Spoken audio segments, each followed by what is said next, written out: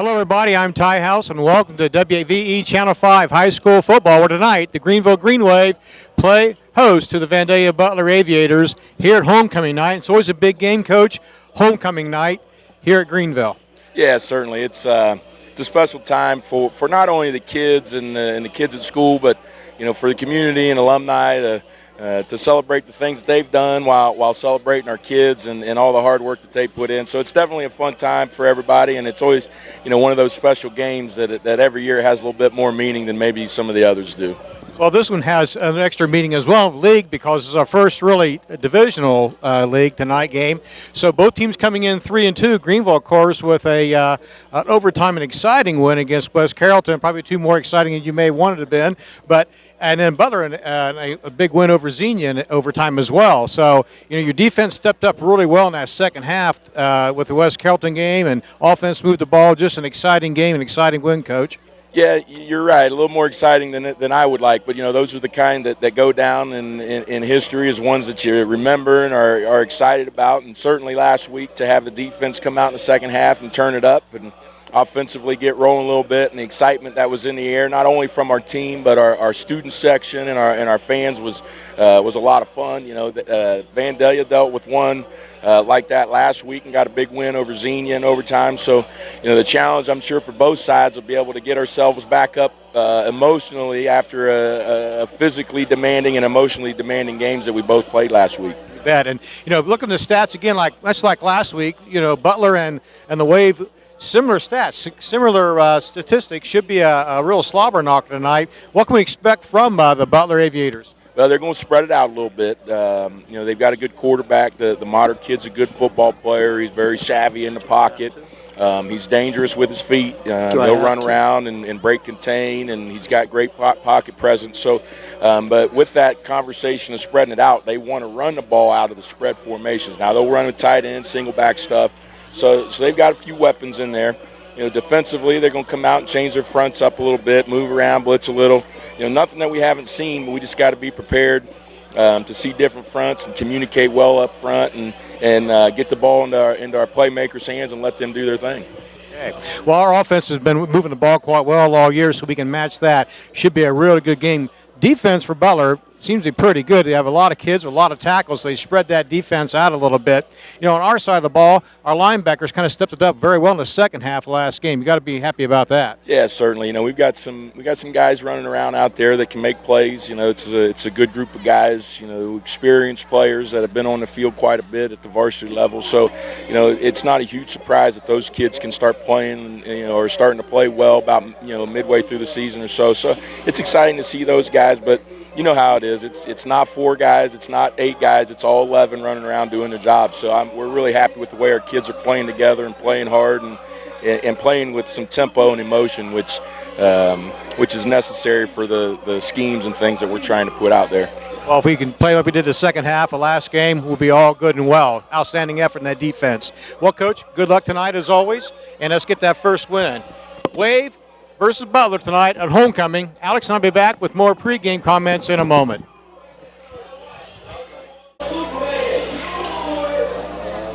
Well, welcome back, everybody. Ty House along with Alex Warner and our guest tonight, former head coach Randy Reed. So he'll be doing some commentary with us tonight, and Alex, and we finally kind of improved the quality tonight a whole lot here. Somebody knows what he's talking about. So. Anyway, tonight, Alex, a big game, homecoming game in the first division. Actually, Butler and Greenville, this really starts counting. And, again, we talked about before, 2 evenly matched clubs in terms of statistics anyway. Butler coming off an overtime win against Xenia, and then Greenville doing the same thing as West Carrollton. Should be an exciting game tonight. So as Ty said, this is the first matchup in the North Division of the GWAC. We've already played 3 other teams in crossover games, so this is where the rubber meets the road now, as we play the last 5 here for division consequences. This is head coach Randy Reed. Randy was head coach here at Greenville from 1975 through 79, 5 years, and had a 31-19 record, and we're just glad to bring him back all the way from up around the Cleveland area. And what's it feel like coming back? This is the first time you've been back since your last game as head coach. Yeah, standing right here, it's been 40 years almost, and it just seems like it was only yesterday, but I got chills walking in, and it's very exciting. Always here at Greenville on homecoming night, which is just a big night. And the team's coming off a nice win, and I'm sure Coach had a great week in practice this week. A lot of momentum, and you want to keep that going. And we're glad Randy's here because he actually knows what's going on out there. Tyler are just basically there for comic relief and everything. A lot of comic relief. Anyway, homecoming's always a big night, as you well know, Coach and Alex. It's always a big night tonight, and again, it's always important to get off the schneid in the division right away. And again, a very pretty stout Butler defense coming in tonight, and Greenville's potent offense. But we'll see what happens. It should be an exciting ball club. Hey, we're glad you joined us here Friday night here on Wave Channel 5. As the Wave play host of the Butler Aviators. We'll be back in just a little bit. We're going to keep this a little short because we have the homecoming queen crowning and introduction of all the candidates here tonight. Once again, glad you could join us. Ty House, Alex Warner, head coach Randy Reed. We'll be back in just a moment with the homecoming festivities.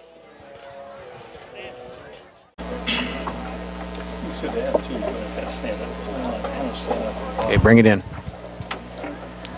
Welcome back, everybody. Ty House, along with Alex Warner and Randy Reed, to bring you tonight's contest as Greenville Greenway will play the Butler Aviators.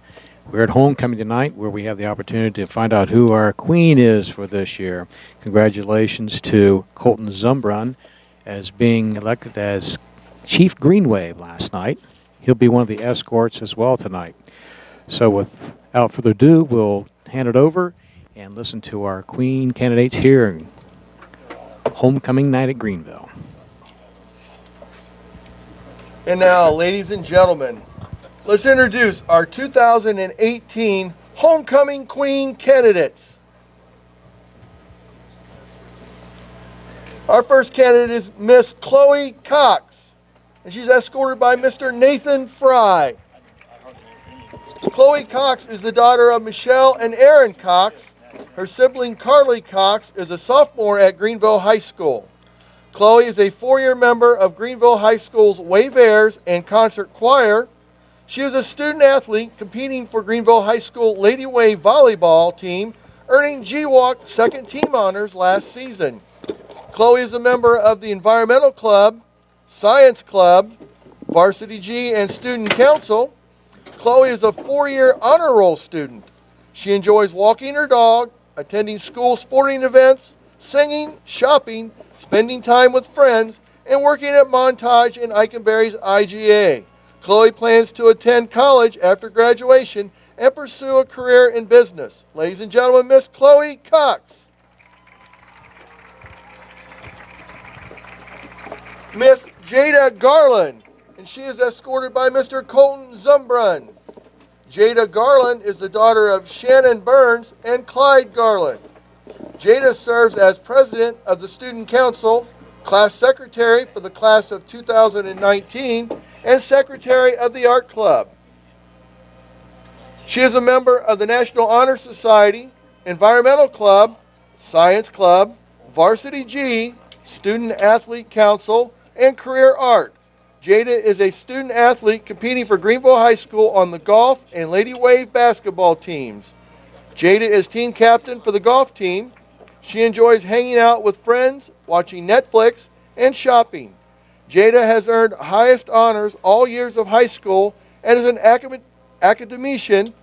Her awards include Fox 45 Thursday Night Lights Scholar Athlete, the U.S. Army Reserve National Scholar Athlete Award, the United States Marine Corps Distinguished Athlete Award, 2017 GWalk North Champion for golf, GWalk First Team for golf, Lowest Stroke Average Award, multiple Maid-Right Sportsmanship Awards, Daily Advocate Athlete of the Week, and Wave Award.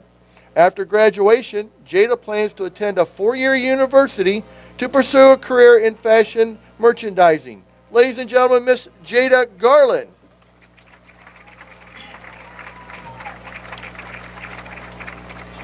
Miss Ashley Jolly, escorted by Mr. Noah Walker. Ashley Jolly is the daughter of Miss Karen Zumbrun and Mr. Darren Jolly. Ashley serves as the president of Science Club, vice president of Student Council, and reporter for the class of 2019. Ashley is a student of the Med Tech program at Greenville High School's Career Technology Center. Within her program of study, Ashley is a member of HOSA, earning a first-place finish in the 2018 Ohio HOSA State Leadership Conference, resulting in qualification for the international competition held in Dallas, Texas. Ashley is a member of National Honor Society, National Technicals Honor Society, Varsity G, and Key Club International. Ashley is a varsity cheerleading student athlete, earning the 2018 Coaches Award, GWOC Second Team Honors, and Made Right Sportsmanship Award, and Scholar Athlete Awards. Ashley has achieved highest honors all years as a student as GHS, is an academician, and is a Dean's List student at Edison State Community College. Ashley is currently employed as a state-tested nursing assistant. Ashley enjoys spending her free time with friends and going out to eat. After graduation, Ashley plans to attend the University of Cincinnati, majoring in nursing with a career goal of becoming a trauma nurse practitioner. Ladies and gentlemen, Miss Ashley Jolly.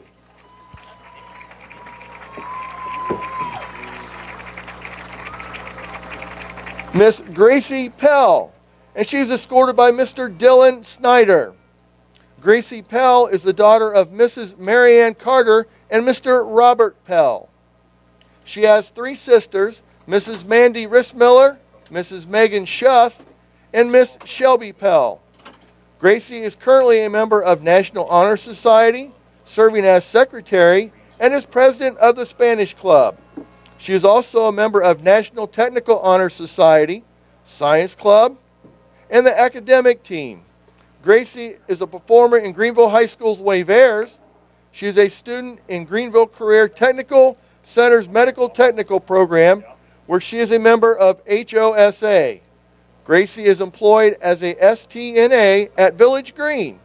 Some of her achievements are National Qualifier for HOSA in Forensic Medicine, Scholar Athlete, Academician, and Honor Roll student. After high school, Gracie plans to attend a 4-year university in order to pursue a career in the medical field. Ladies and gentlemen, Miss Gracie Pell.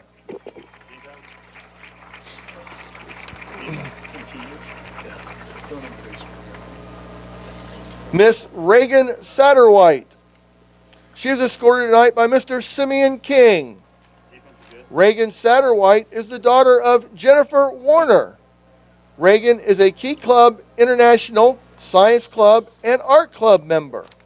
She is a student in the Medical Tech program at Greenville High School's Career Technology Center.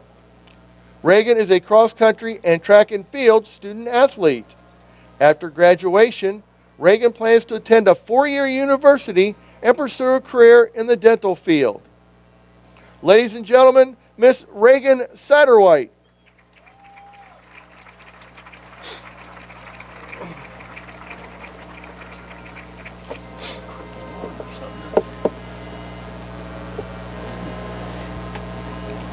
Miss Lainey Schilt. She's escorted tonight by Mr. Micah Light.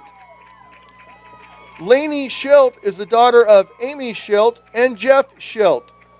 Lainey serves as treasurer for the class of 2019 and vice president of the Science Club.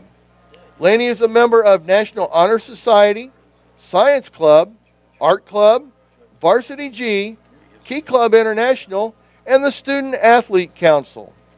Lainey is a student athlete competing for Greenville High School as a Lady Wave softball and basketball player and as a member of the cross-country team. Her athletic accomplishments include 2017 and 2018 First Team All-GWOC for softball, Best Defensive Player Award for softball and basketball, Silver Certificate winner, Made Right Sportsmanship Award recipient, Athlete of the Week winner, Scholar Athlete, and a membership in the Ohio High School Basketball Coaches Association Scholarship Society. Lainey is an honor roll student, academician, and a Dean's List student at Edison State Community College. Lainey works at Sadie Grace in beautiful downtown Greenville and enjoys watching Netflix and spending her free time with her family and friends. After graduation, Lainey plans to attend a 4-year university to study business and major in accounting. Ladies and gentlemen, Miss Lainey Schilt.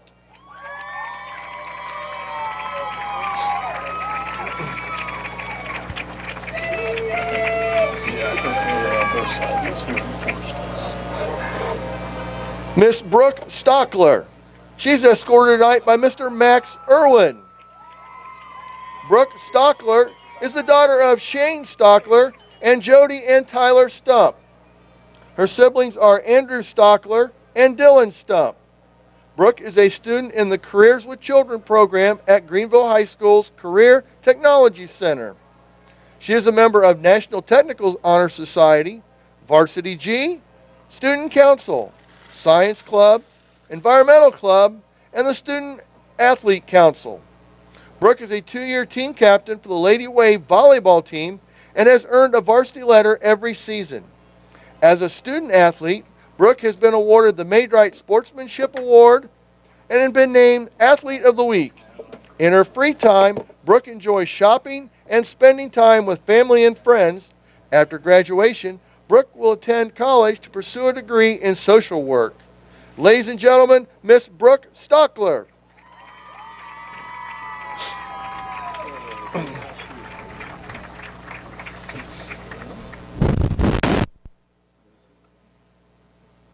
And now, ladies and gentlemen, to crown our 2018 Greenville High School Homecoming Queen is the 1993 Greenville High School Homecoming Queen, Mrs. Lisa Raymer Martin.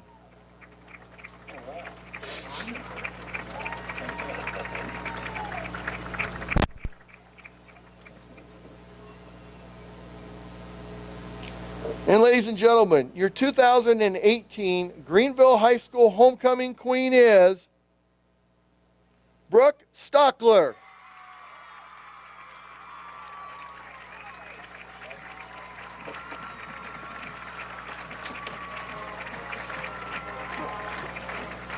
Well, there you have it. Congratulations, Brooke Stockler. And also for Colton Zumbrun to being our Chief Green Wave. Congratulations, Brooke. Well, Alex and Randy back with first quarter and kickoff action in a moment. Welcome back, everybody, to high school football here on a Friday night as the Greenville Green Wave play host to the Aviators of Vandalia. Butler, Alex Warner, along with Ty House, and our guest analyst tonight, former Wave head coach, Dr. Randy Reed from up in the Cleveland area. And Randy, we were talking a little bit earlier, and we'll talk off and on all evening, but 40 years ago at homecoming, you were the head coach, and I think you guys handled a Northridge Polar Bear team pretty handily. Yeah, we did. It was probably one of the worst coaching nights I've ever been on. It just rained the whole time, and again, I don't think there was more than 20 parents still left in the stands at the end of that game. It was a monsoon that night. So. Yeah.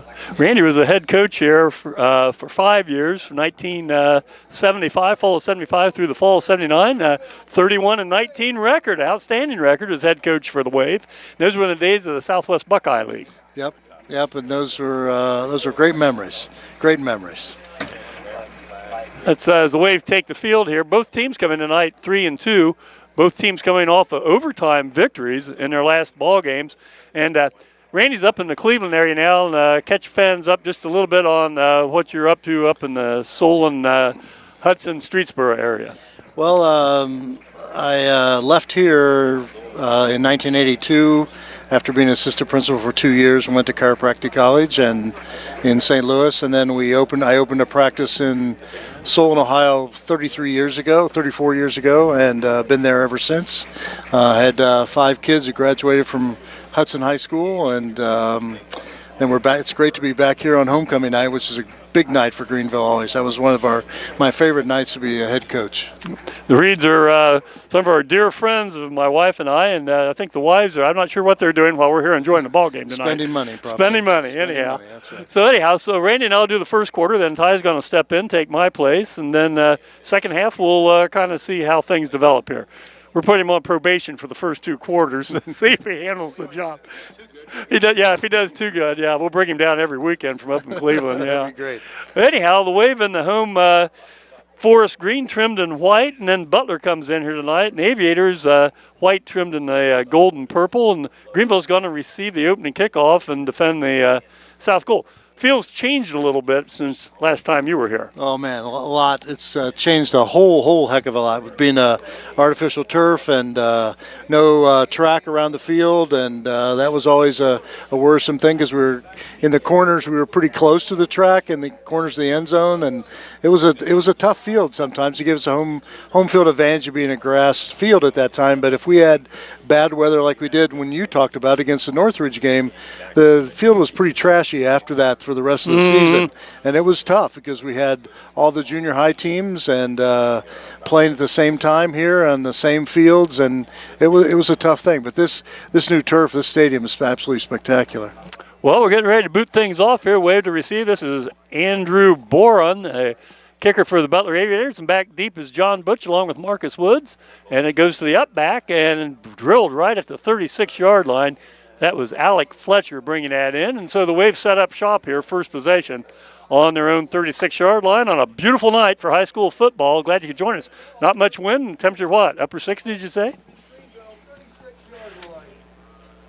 Head coach Aaron Schaefer in his 7th year at the helm of the green and white, and sends out homecoming, not homecoming king, but Chief Green Wave, Colton Zumbrum, number 16. I'd like to congratulate Colton. We'll have the halftime guest will be this year's homecoming queen, Brooke Stackler. And in the backfield, setting up shop, this is Tyler Bikey, the quarterback. Wave come in tonight. Again, 3-2. Marcus Woods on the handoff. Tries to get outside, and Butler stops it pretty quickly.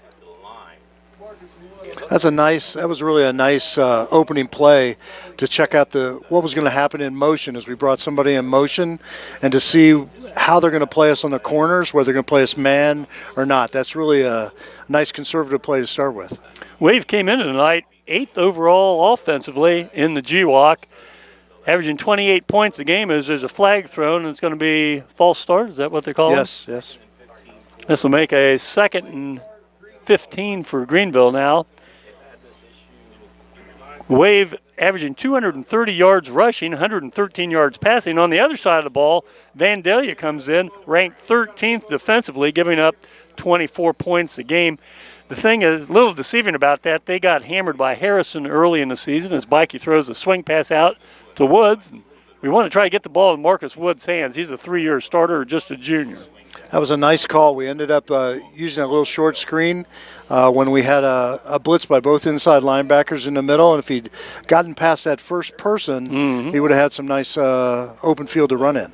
We've got 3rd and 12. We've played 1 minute here in GWAC North action. And Bikey with triples out here on the side, rolls right, has some room to run if he wants, throws it downfield, and nice catch by John Butch. Gets free and takes it all the way inside the 25-yard line of Vandalia. Nice catch and a nice pass by the Wave. It was also an excellent semi-rollout away from the pressure that came up the middle. We picked up the double blitz again by the inside linebackers, and good pass protection and a lot of time to throw. Nice catch by John Butch, and so the Wave now have a 1st and 10, ball resting at the Vandalia 25-yard line. Initial possession of the game, quick pitch to Damari Ewing. Boy, he gets drilled for about a 3-yard loss there. Good run support that time by Butler. Yeah, we were outnumbered at the point of attack there because another inside blitz with the inside linebacker coming inside in the end, going to the outside, and we were just outnumbered on the flank.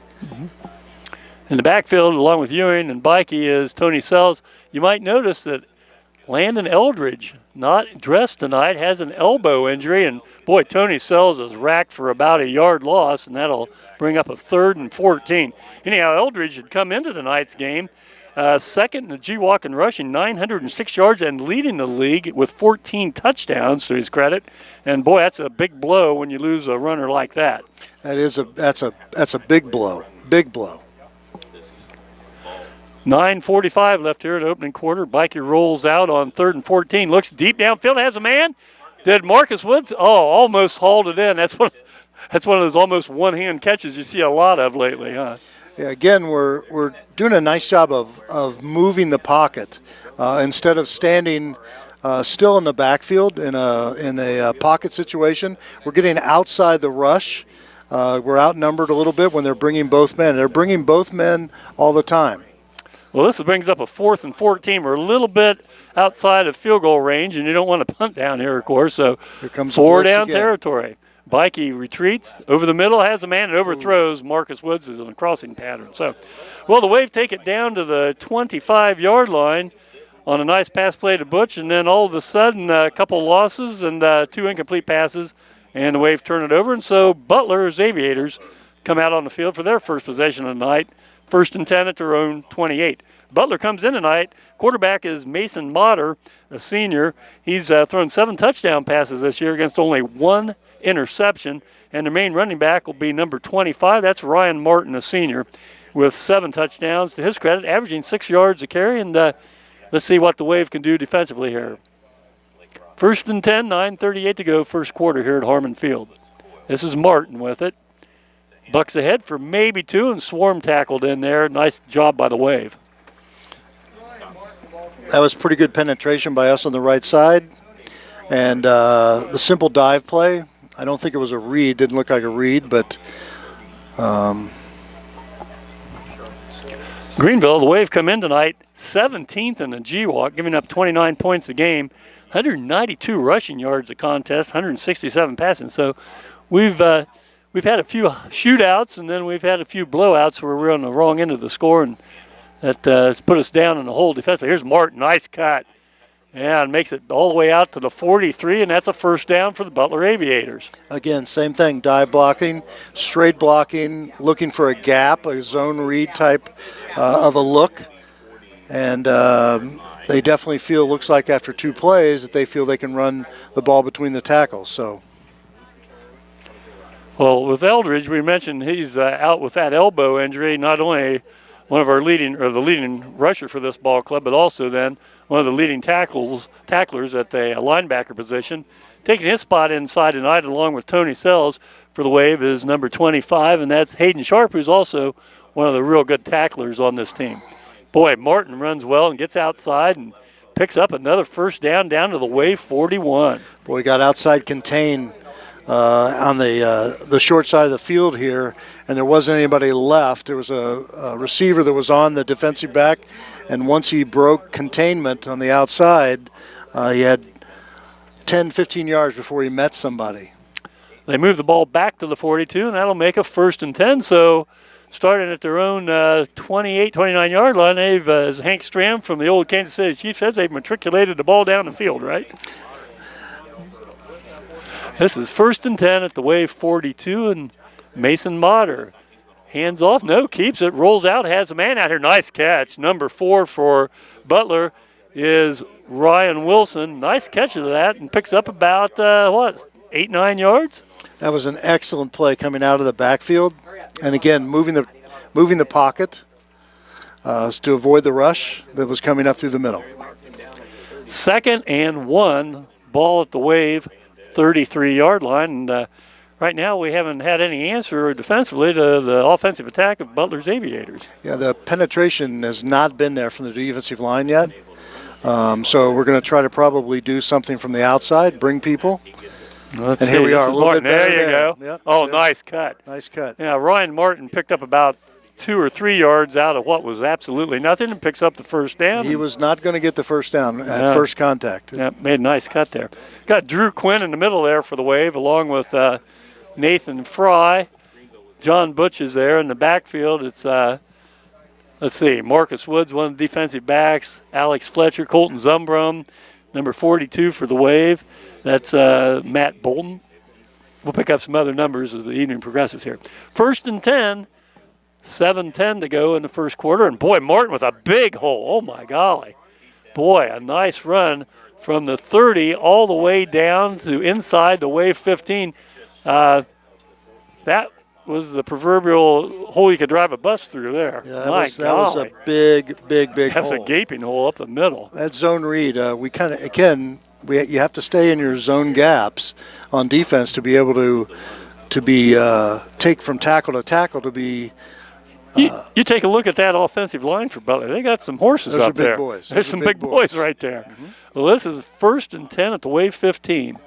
They're going to ride this pony, and Martin plunges ahead and stopped him that time. But he still picks up about 2.5, maybe 3 yards. Yeah, but penetration was a lot better there into the gaps.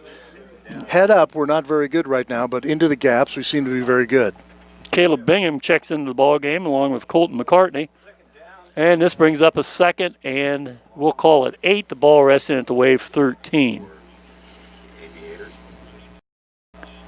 Butler's Aviators is going to be part of that new Miami Valley League next year along with Greenville.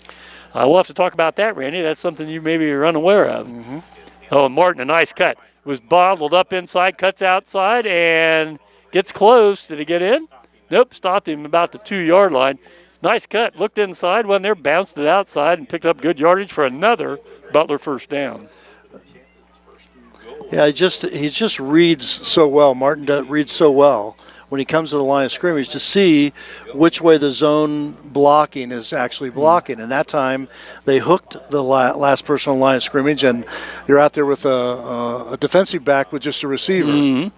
Well, this is first and goal, ball at the 2-yard line as Butler tries to put the first score of the evening on the board. And why not? Martin straight ahead and into the end zone. That's a good, strong run. We had him stopped, and he just kept plowing ahead and fell into the end zone. And so with 5:42 left, Butler on basically a 72-yard drive right down the field puts the score on the board and leads 6-0. And Andrew Boren will come in. He's 15 of 17 in extra points this year. That was almost a little too easy there, wasn't it? That was very easy. That was pretty methodical down the field. And just the one pass, the little swing pass out to the side. Everything else was on the ground, and it was basically Ryan Martin's show.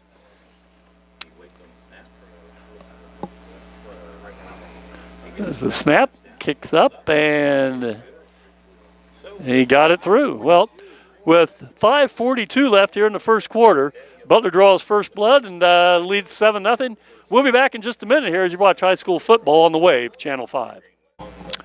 Well, Butler methodically works their way down the field and puts 7 points on the board, and going to kick off again is Andrew Boron. And defensively, we've got to make a few changes or play a little bit better, don't we there, Yeah, Coach? well, it was kind of interesting. They have their best receiver out of the game.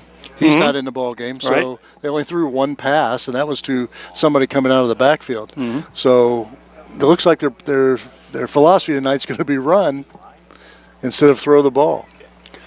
Bourne puts it on the field again. This is going to be, it gets past Marcus Woods, fall on it.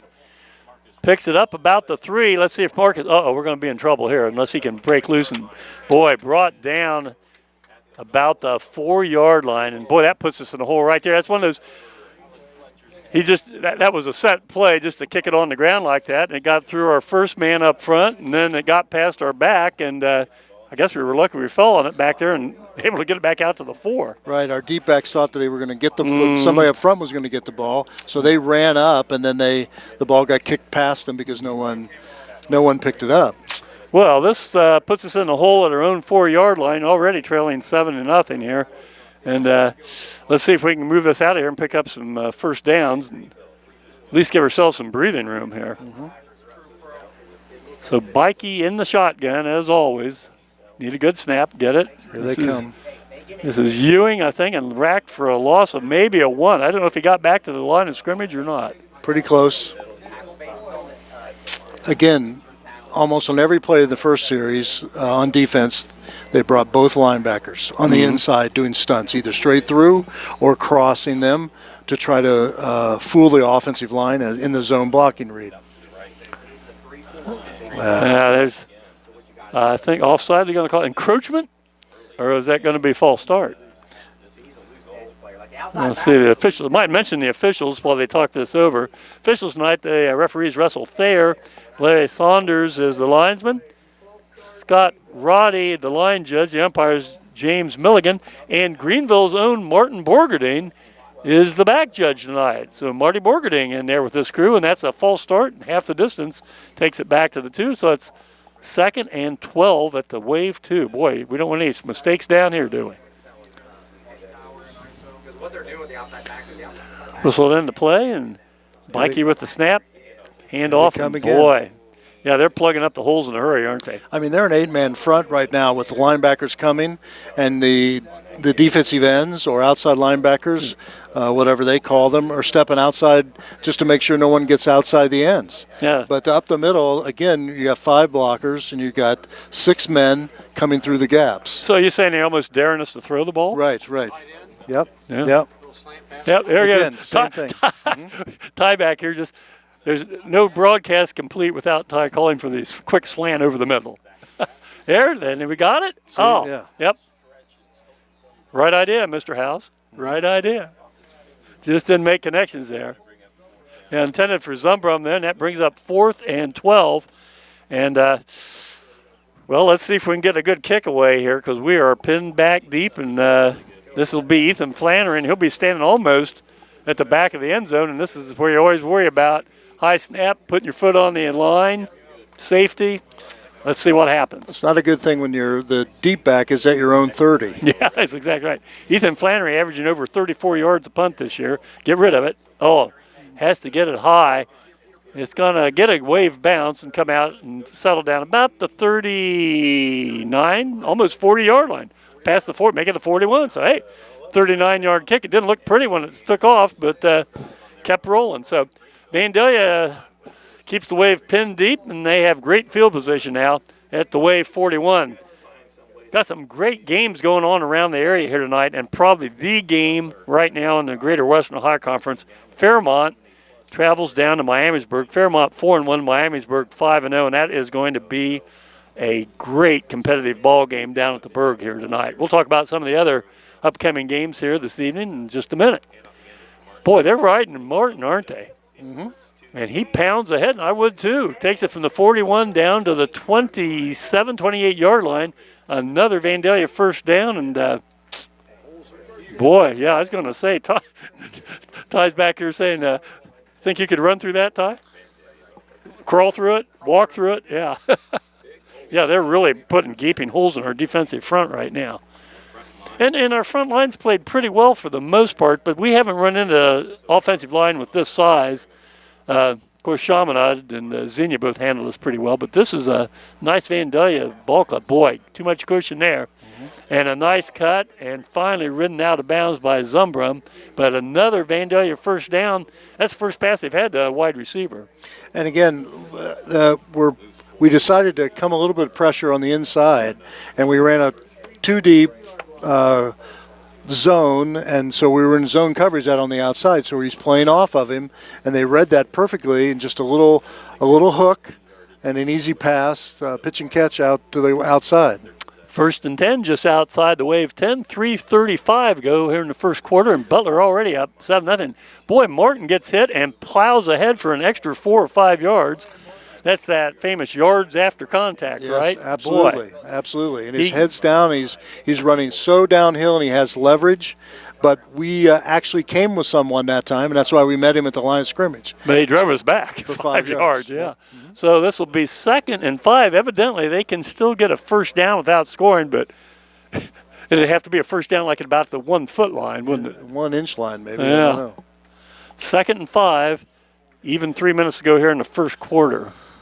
It puts our corners in a disadvantage here, but I don't think they're going to do that. They're just going to keep running right now. Why mess with success, That's right? That's exactly As right. Martin takes it down to the 1, and this will bring up a 3rd and 1 at the 1, and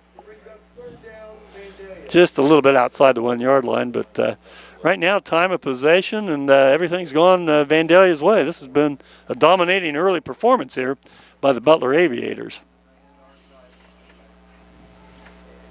I would dare say that you will see Mr. Martin with the ball. I agree. Hey, we stacked him up that time. How about that? Yeah, there we go. Hey, that's on a 3rd and 1. This is going to bring up 4th down. They lost about, forward progress is going to be. Almost a line of scrimmage. Yeah. Wow. Well, there we go. We need a little bit more of that, don't we? It looks like they're going to huddle, and they're going to go with it. They're going to go for it here. I would think so, because even if they don't score, they've got us in a hole. The same position they had us in the last time we had the ball. Right. So, again, we're in a gap defense, which is going to help us. That's been good. And this time it looks like they've got number 20 in. He's going to run a little interference or trap block up front. He's going to pop outside. Pop outside. Get him. He spun. Did we stop him? Oh, he got in. Yep. Nice spin move by Martin. We thought we had him stopped there, and he spun, got away from a tackle just enough to get in the end zone. And so with 1:37 left, Butler's in the end zone the second time already and have a 13-0 lead. We have a young man down. Played that pretty well. played that pretty well, and yet Martin with a nice move there. Who is it, you say, Ty? Nathan Fry. Nathan Fry is one of our captains, number 60, and our center on offense, and one of our backers one of the defensive linemen. So, boy, that's too bad. Yeah, he dropped in a hurry, too. Well, 1:37 left. Butler's up 13-0, and during an injury timeout, we'll take timeout here on the Wave, Channel 5. The good news for the Wave is Nathan Fry's up and walking off the field. The bad news is he's walking very tenderly and gingerly off the field, so hopefully it's nothing major and he'll be back in action here. Might mention that our camera crew tonight, as always, from Interactive Media here at Greenville High School and the Wave Channel 5, we have Jace with us along with Rose. I think Rose is around someplace. They kind of alternate quarters or halves, and always glad to have them do a great job for us, and always glad to see them show up on time with the camera. All right, extra point. This will be Boren. He kicked the first one through a little weakly. Let's see what he's got this time as he tries to stretch this lead out to 14 points. It's a good snap, good hold, kicks up, and it's looking pretty good. And so after a little over 10.5 minutes, the Wave find themselves in a 14-0 hole. You know, Randy, when you were coaching kicking game, was it anything like some of these kids are that kick nowadays? When I first started out, Steve Greer was our kicker, and it was a straight-on kicker. Then later on, we had a couple of soccer-style kickers, but even back then, in the 70s, early 80s, there wasn't too many soccer high school kickers. And then teams who did have them were taking them from their soccer programs and bringing them over on Friday night and kicking on Friday night. And so we didn't, in the kicking game, we didn't really use the kicking game as an advantage for points for us. And I don't think we probably, in the 5 years I was here, probably had any more than 3 or 4 field goals a year. And that was about it. Yeah, it's just been a big change. Now you've got all these kids. You don't see anybody even, I mean, that's from the dark ages, kicking straight on. Everybody's a sidewinder now. But, yeah, Lula Toka Rose has gone by the board, yeah. But it's one aspect of the ball game, or football, high school football especially, that's really changed and developed over the years. And there's some pretty good high school kickers now. The other thing you got to get is that other part of the equation. You got to get somebody to get the ball back on a snap fairly consistently. So, well, anyhow, 1:37 left here, and Andrew Boren's going to kick off for the, fourth time tonight? Fourth time tonight. Well, the Wave found themselves in a hole here. Let's see if we get a little better field position to start this time. In case you just joined us, Wave took the opening kickoff and moved it down to the Butler 25-yard line and then stalled out there on downs. And ever since then, Butler's just pretty much had things their way. Put it on the ground again. It's going to go over, and this will be Alex Fletcher. Second time, going to try to get outside here on the home side. Gets buried at about the 34-yard line. And oh, there's a slap to the helmet. Yeah, I was going to say, number 18 of Butler, who is Blake Ross, who's already caught one pass tonight. That might be a flagrant foul there. He just hauled off and hit the Wave player. That was number 25, Hayden Sharp, just hit him in the helmet with an open hand. That'll be interesting to see what that call is going to be. Boy, as a head coach, that's the thing that used to drive us all nuts, is just, you know, you're at the end of the game, you're out, or the end of the play, you're out of the play, you don't have anything, and the guy is getting aggressive with you and blocking, but that's what football is, and you just got to keep your cool and not do anything stupid like use an open hand against somebody's helmet. Yeah. That hurts too, by the way. Yeah, it does. Hurts your hand. Hurts your hand, yeah. Well, anyhow, we'll see what they call it. It's going to be at least a personal foul, I would think. And that'll be 15 yards from where the end of the play is, so that'll put the ball into, right at midfield here. And that might be, I don't know in high school if that's like an automatic ejection or what do they call that? Well, they threw one of our players out. They did? Mm-hmm. Oh, so they ejected 2 players? 2 players, one from their team and one from our team. Well, Blake Ross for sure, and then who was that for the Wave? Was that Tony Sells, number 29, or Hayden Sharp? Yeah, I know. Who was it they ejected then?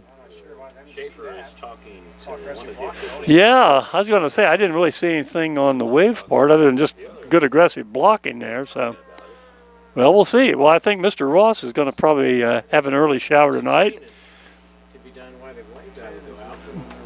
Yeah, well, we'll see. Unfortunately, the mic that the referee usually uses on the blink tonight, we were told. And so we're going to just have to go with the old-fashioned hand signals here. But it'd be nice to get an explanation on that, wouldn't it? 1:31 to go here after this kickoff, and Butler with that 14-0 lead, and taking a little while figuring things out here. Now one of the other officials talking to referee Russell Thayer here and trying to get things straightened out. I mean, I know there was aggressive blocking there, but I basically just saw the slap to the helmet by the Butler player. Well, now we got everybody out there, so. Are they taking us into New York for review, you think? Is that Where's Mike Pereira when we need him, right? I'm sure this will be sent to the. Yeah. This film will be sent to. Well, we'll see. Anyhow, they've really taken time to send both teams over to the sideline stuff. While they do that, let's take a look at some of the other teams involved in games tonight. Piqua Sydney, as Piqua goes up Route 75. Tip City. The Tip Red Devils traveling down to Troy. Those are two pretty competitive ball games right there. Another game that's really a surprising game is Wayne at Centerville, and that's always a huge game in the GWAC.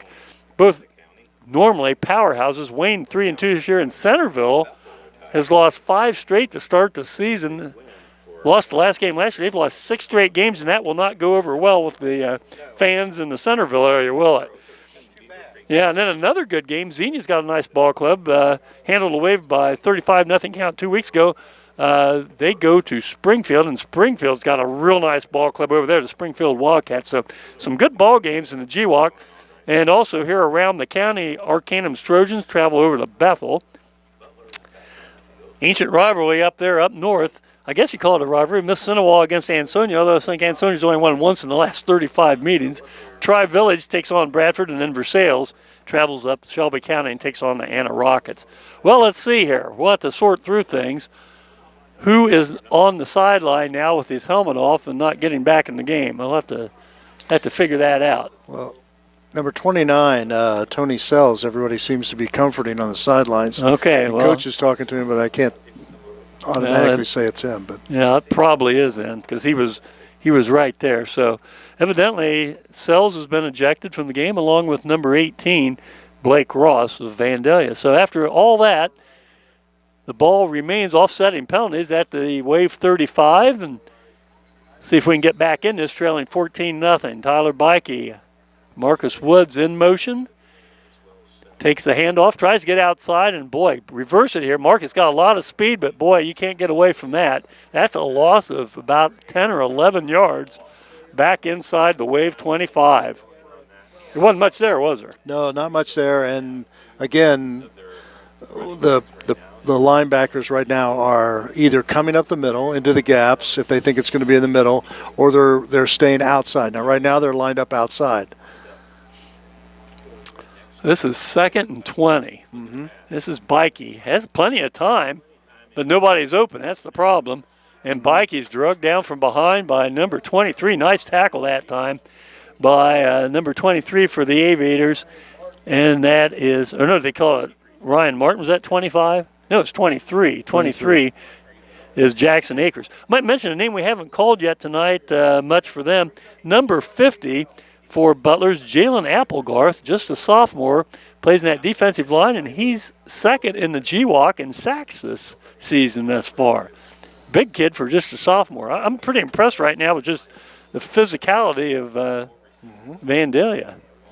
Especially up front on the offensive Especially up defensive front. line. Yeah, they kind of outman us there. Have a man over the middle and almost.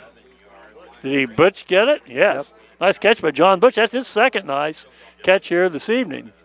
And that's going to bring up a 3rd and let's make it a 4th and 8th ball at the Wave 37. And that's the end of the first quarter play. So get ready to change into the field here after 1 quarter of GWAC North action. Vandalia Butler 14, Greenville nothing. Ty House will be in along with Coach Randy Reed here as you watch high school football here on the Wave, Channel 5. Welcome back, everybody. It's 4th down. Wave going to punt. And back, number 25. See him over there. That's Ryan Martin. He's been a load tonight for the Wave. Binary boots it. Hope to get a Wave bounce. Oh. That hit us. That hit them. I'm not sure which hit, the Aviator or Greenville. Martin kind of gives you the look that it hit a Aviator. Well, both everybody dived in there that time, so I'm afraid the Aviators got possession. Well, fortunate play for the Aviators as they'll take over on their own, looks like, what, about 18-yard line, 19-yard line, 1st and 10. Well, we need to stop here, Randy. We need a big stop, and we finally have a change in field position. So if we can hold them here and force a punt or force another turnover and give us some field position, because we have been able to throw the ball, right? Because the quick throws into the gaps of their zone, we've been able to get the ball to open receivers. So if we can just try to hold on to them here and to keep them deep in their territory. But Martin's been running so well. I know. It's pretty tough to stop those runs so far. Well, we got to see what happens. Maybe we'll shoot the gap a little bit to make them start throwing the ball a little more. Mm-hmm. Martin in the backfield. And again, hand off to him as well. He's off the right side and keeps right on plugging. A host away, finally bring him down. Wow. After about a 15, 16-yard gain. So it'll be 1st and 10, Aviators. Again, nobody in the gaps for us. We're getting handled one-on-one.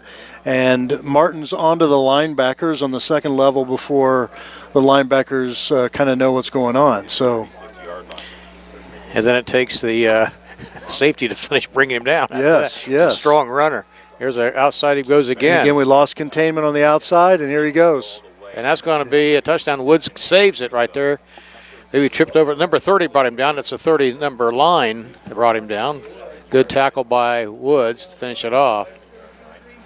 I said number 30. That was the paint on the yard because I think he tripped over the number 30 marker on the field. And Woods finished him off. We'll give that credit to Marcus. 1st and 10. Ball on the Wave, 28-yard line. Ouchie wobble, Batman. We got to button up here a little bit. All righty. We're going to have to do something defensively different in the middle of the field. That's a good idea. Picked off. See? Right it back all the way. Has a Break a chance. tackle. All right, Marcus, that's the 3rd interception. Nicely done. An overthrow, and Marcus playing center field was able to pick that off. So, wow, there's a turnover you talked about, Coach. Yeah. Again, we're playing soft and playing in a zone, and he just threw the ball too high, and it was an easy pickoff for us. And again, that's a good break for us, and maybe that'll change the momentum. We need to change the momentum. And his receiver was open. Just thank goodness he overthrew a little bit. Marcus was back, and Johnny on the spot. All right, now we go. Ball on the 27-yard line, 1st and 10 for the Wave. In the backfield, we have Sells, Ewing, and, of course, Spikey at quarterback. Wood splits out. And I think it's Fletcher out there as well. Handoff. Nope. That was so slow developing that Aviator sniffed that out quite easily. Again, right now, the defensive ends or outside linebackers or whatever they're calling them have outside contain, and they are not allowing anybody outside them. They step out. They're willing to give the hole off the off tackle, but they're not going to allow anybody outside them. Doing a good job with that. It's a quick out to Woods, and that's going nowhere again. So, gee whiz, we're going to have a 3rd down and probably ball on Gardenwood. 3rd and 16 here. Wow, we need a big play. We're going to have to turn on the street lights down there in Gardenwood. We're going the wrong way. You just snap the bikey. Look for somebody. Man across the middle, and a nice catch again by Butch. Boy, hung him out to dry. Say John Butch got hung up there. He got popped. He's probably our best receiver, one of our better linebackers, all-around good athlete. He's made 3 nice catches tonight, and both of them were high. He went and got both of them and left himself wide open that time. So I'll tell you what, that was an excellent catch, great concentration by him. But he really exposed his rib cage. Yeah, been doing that, and, sacrificed himself. But well, unfortunately, it's not enough for the first down. It's going to be about 3 yards short. So we're going to have to punt, and nobody's really back just yet. We're still a man short. We're still a man short. We're 1 man short on the line. When the quarterback comes running in time. Yeah, I got Tyler Bucky comes running Timeout in. by Greenville. Well, A little disorganized. yeah. Well, we have a timeout on the field. Your score 14, Vandalia, 0 away. We'll take a timeout here. We're back and ready for the punt. Oh, it's a bad snap. Ruh-roh. Oh, good. Got it off. And it's kind of a bad punt. It takes a wave bounce, thank goodness. And it rolls all the way down to the 34-yard line, 33-yard line of Vandalia. So, well, it was a bad snap. That was extremely close, catching the ball and picking it up with your knee on the ground. That's true. Could have been down, but Ethan Flannery picked it up and got it off. So, a break for the wave there. Now, D, let's hold them here. 9:11 remaining here in the half. 14-0 your score. A hold and a score makes the half a good half. Yes. And off. Okay, we brought people that time. Yep, and that stopped right there. We go. Again, he's the changeup he's got to make is not he has to make, but that he's got to do every once in a while. He's got to bring somebody now and give up a little bit on the pass to stop this run, because the dive blocking that they've been running with Martin just running straight ahead and picking where a hole is and that's the advantage of this deep back where you're catching the ball back by the back in the shotgun. The running back has a lot longer to be able to read what's happening on the offensive line, and he can see that a lot better. Next, I'll bring up a 2nd down and 9. You just picked up Here one, comes, and there you go go. again. Yep. No, it's Nathan Sharp that time, but still, host a wave, bring him down. Makes it a little tough for him to go. So we have 3 of them on there. Looks like number 55 for the wave. Terry Miller's the first to hit him. Demari Murray helped out. So that's 3rd and a long 3. Now in the past series, what he's done is, as soon as he got pressure up the middle, the Vandalia coach has run something on the outside. So we'll see what happens here. 3rd and 3. Soft Hand off zone. out. Oh, quarterback keep on the right side. Wow, quick move out there. Now, kind of a counterplay in a way if the quarterback went the opposite way. That was an Pretty. It was an excellent thing. That was probably a called quarterback keep instead of a read on the outside. But the idea is that they thought they were going to sit in a zone with the linebackers, and with Martin running off to the left, the linebackers went that way, and then he went back against the grain and picked up a first down. Wow. Of course, Mason not only is the best quarterback, their starting quarterback, but also their 2nd leading rusher for Vandalia. So he does like to run the ball quite a bit. Here's a snap. Oh, Up to nice Martin play. down back that time. Nicely done. Pretty play. Drew Quinn on That the was Drew tackle. Quinn. That was a nice play. Got there, drove his man back, and brings up a 2nd and 11. That was great penetration by us on that time, and again by Mr. Quinn, because without the penetration, it allows them to do a lot of things, and it gives Martin time to read that hole, and with the penetration you can't do that. So that was excellent. Nice play. Well, again, we have a timeout on the field. We'll take a timeout here. Your score, Vandalia 14, Greenville nothing. Welcome back, everybody. Big 2nd down play, 2nd and long for the Aviators. Drew Quinn made a nice stop. There's a handoff to Martin. Oh, no, quarterback keep. I thought he had the ball, but nice defense and fumbled the ball. But I call him down. Call him down. Wow, I had me faked out all along there, and a quarterback keep. The Waves smelled it out. Good defensive effort. That's going to bring up a 3rd and long now. But again, see what penetration's done. Yes. Penetration's forced them to go to the secondary runner, which is great because now you got the ball out of Martin's hands. And now with a third down, you either have to make the choice of bringing again for pass rush or staying deep. And it looks like we're too deep, and so we're going to be in a zone on the outside here. And it's a handoff again. Got him down. That's going to be short of the first down. Alex Fletcher on the tackle for the Wave, so it's going to be a 4th and 5. Oop, man down for the Aviators. That's number 20. Who we have here, number 20, that's Mike Masters, sophomore. He's the H-block, the blocking back that comes back into the formation to block. But again, penetration again, and again we stop them short, and now they're going to have to make a choice. I would imagine this is a little too long. They may punt, or if they want to get us deep, or they can go for this. Yeah, I'm going to wager they'll go for this, I'm thinking, because their defense has been stymied our offense. But anyway, Mike Masters, he's their second leading tackler on defense as well. I don't know, what do you think, Coach? You punt or do you go for it? Well, I don't think, again, we've not really done much. So at this particular time, I'd be conservative with whatever I'm doing because it's only 4th and 4.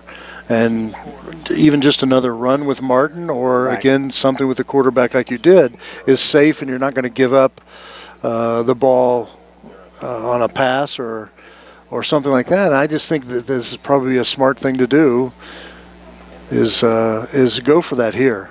Now, punting in a short way, this way, is a difficult thing.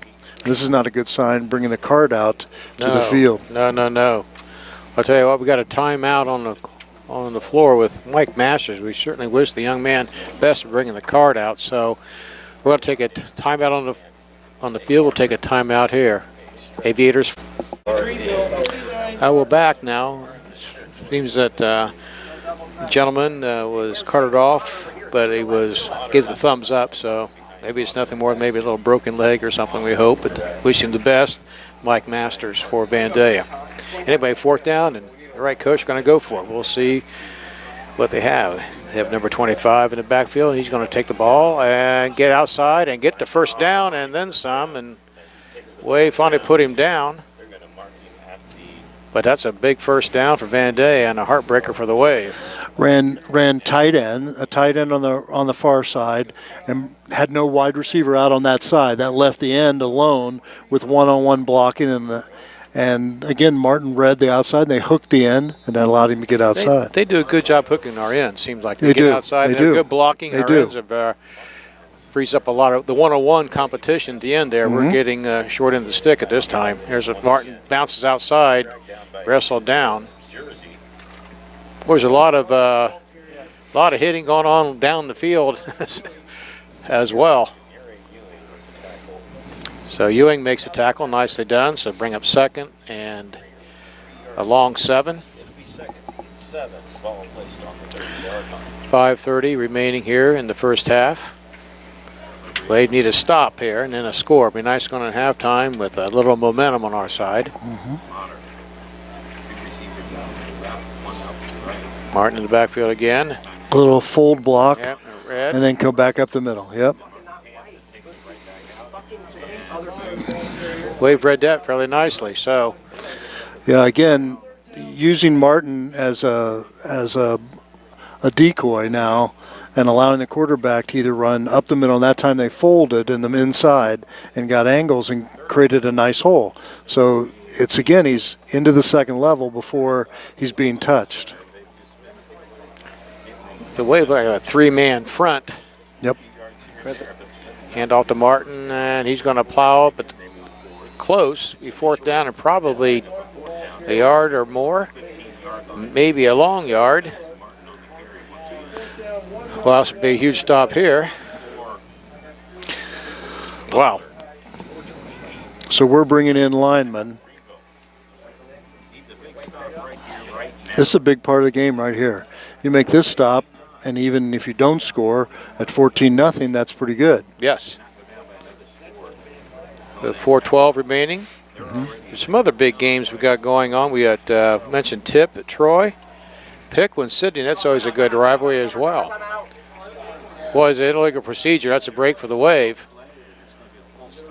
So, false start. That'll be a benefit. That'll put the ball 5 yards back, and that'll help the defensive effort.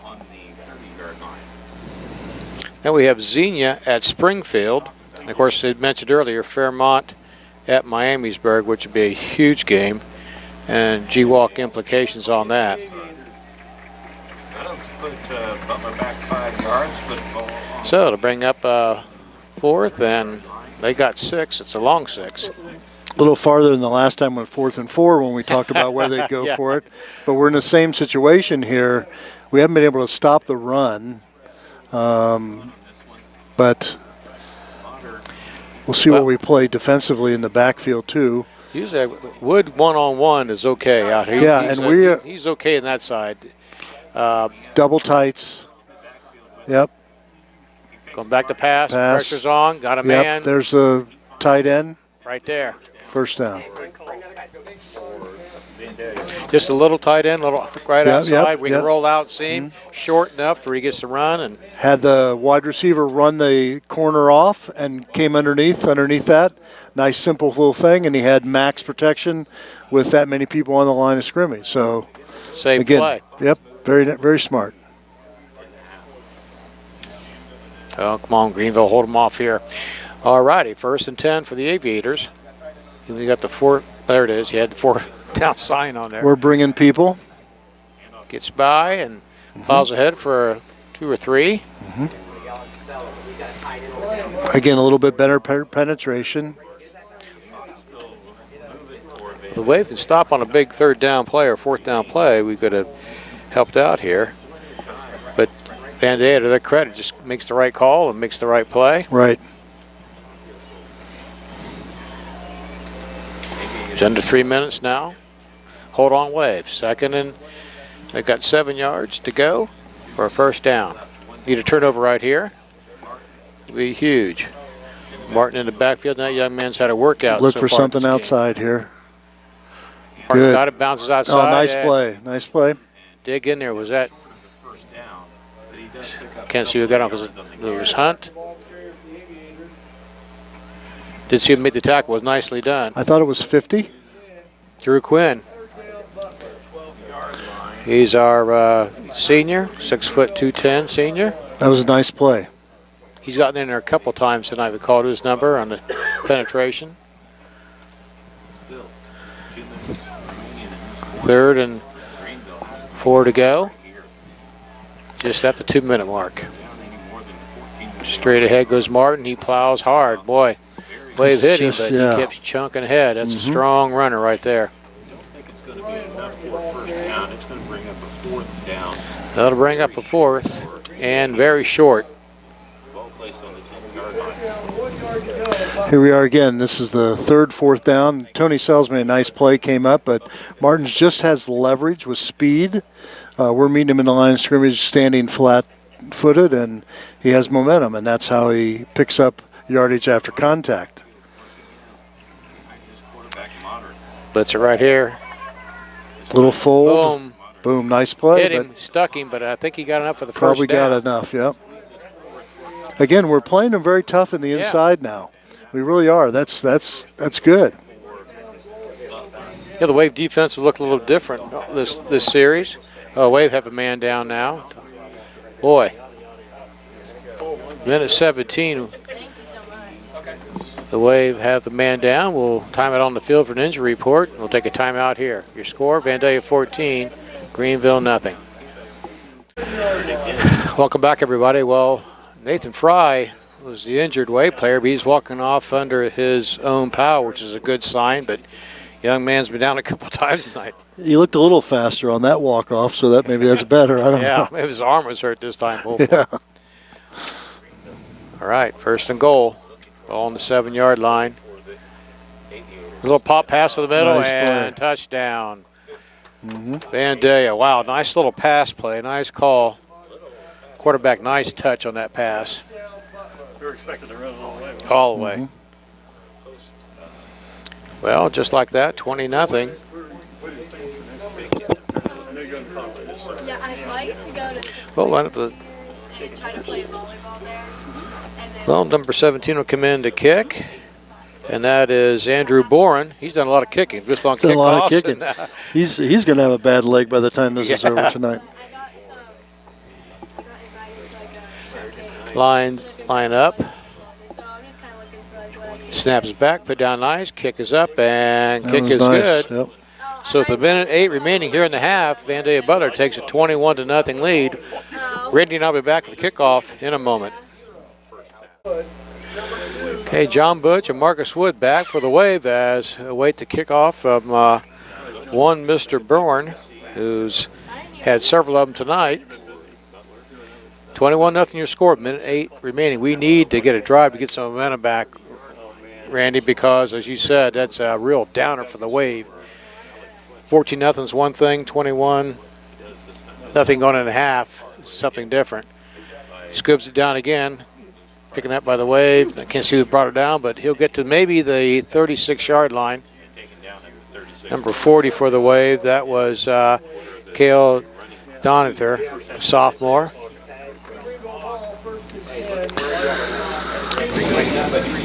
Yeah. 21-0, 49 seconds remaining in the quarter. Let me see. They finally stopped it. Not on the field. So this is It was moving there for a long time played before on they Channel finally 5 stopped public the clock. access station a lot more. It'll be all Or YouTube. You grabbed the mic and I was like, oh no, everyone's going to hear me. No, it'll be No, it's just in here. Also, Fairborn says Devon Stevens. They have the JV with them. All right, 49 seconds to go.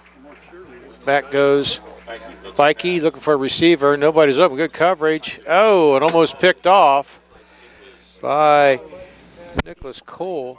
Actually, he didn't see him, but Zumvarum had broken away free by himself. Got behind the defense. But that's easier to see up here than it is down there. It is. everybody rushing you, right? Well, he was rolling out. The going outside the pocket has really been helpful for him. Receivers split out to the right.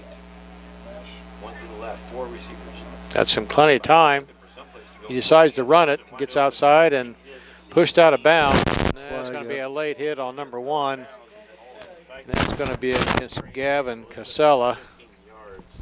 That's going to add another 15 yards on it. Didn't tag him, but he was out of bounds when he evidently pushed him. So immediate flag, and 39, but that's going to put 15 more yards on. That's going to be into Vandalia territory. That'll be nice. yeah, it will be nice. 38 seconds, still potential here. 38 seconds. Again, Ty, you were talking about momentum. The difference between 21 and 14 is big, but a score here of any kind of nature here would be another momentum shift to Greenville's side. You bet, huge. Let's get down there. He's looking to pass. Good. So got plenty of block. Got a man open the middle. Butch open in the middle. All right. That play's been open all night long. Plenty of protection that time as Vandalia dropped back. And that brings a big first down. It puts the wave down on the 25-yard line of Vandalia. With 28 Plenty of seconds time. to go. They only rushed 3 the last time. This time they're bringing both linebackers, so a quick Quick out. pass There you go. is excellent. Good. Clock still runs. Timeout. Timeout. Nicely done.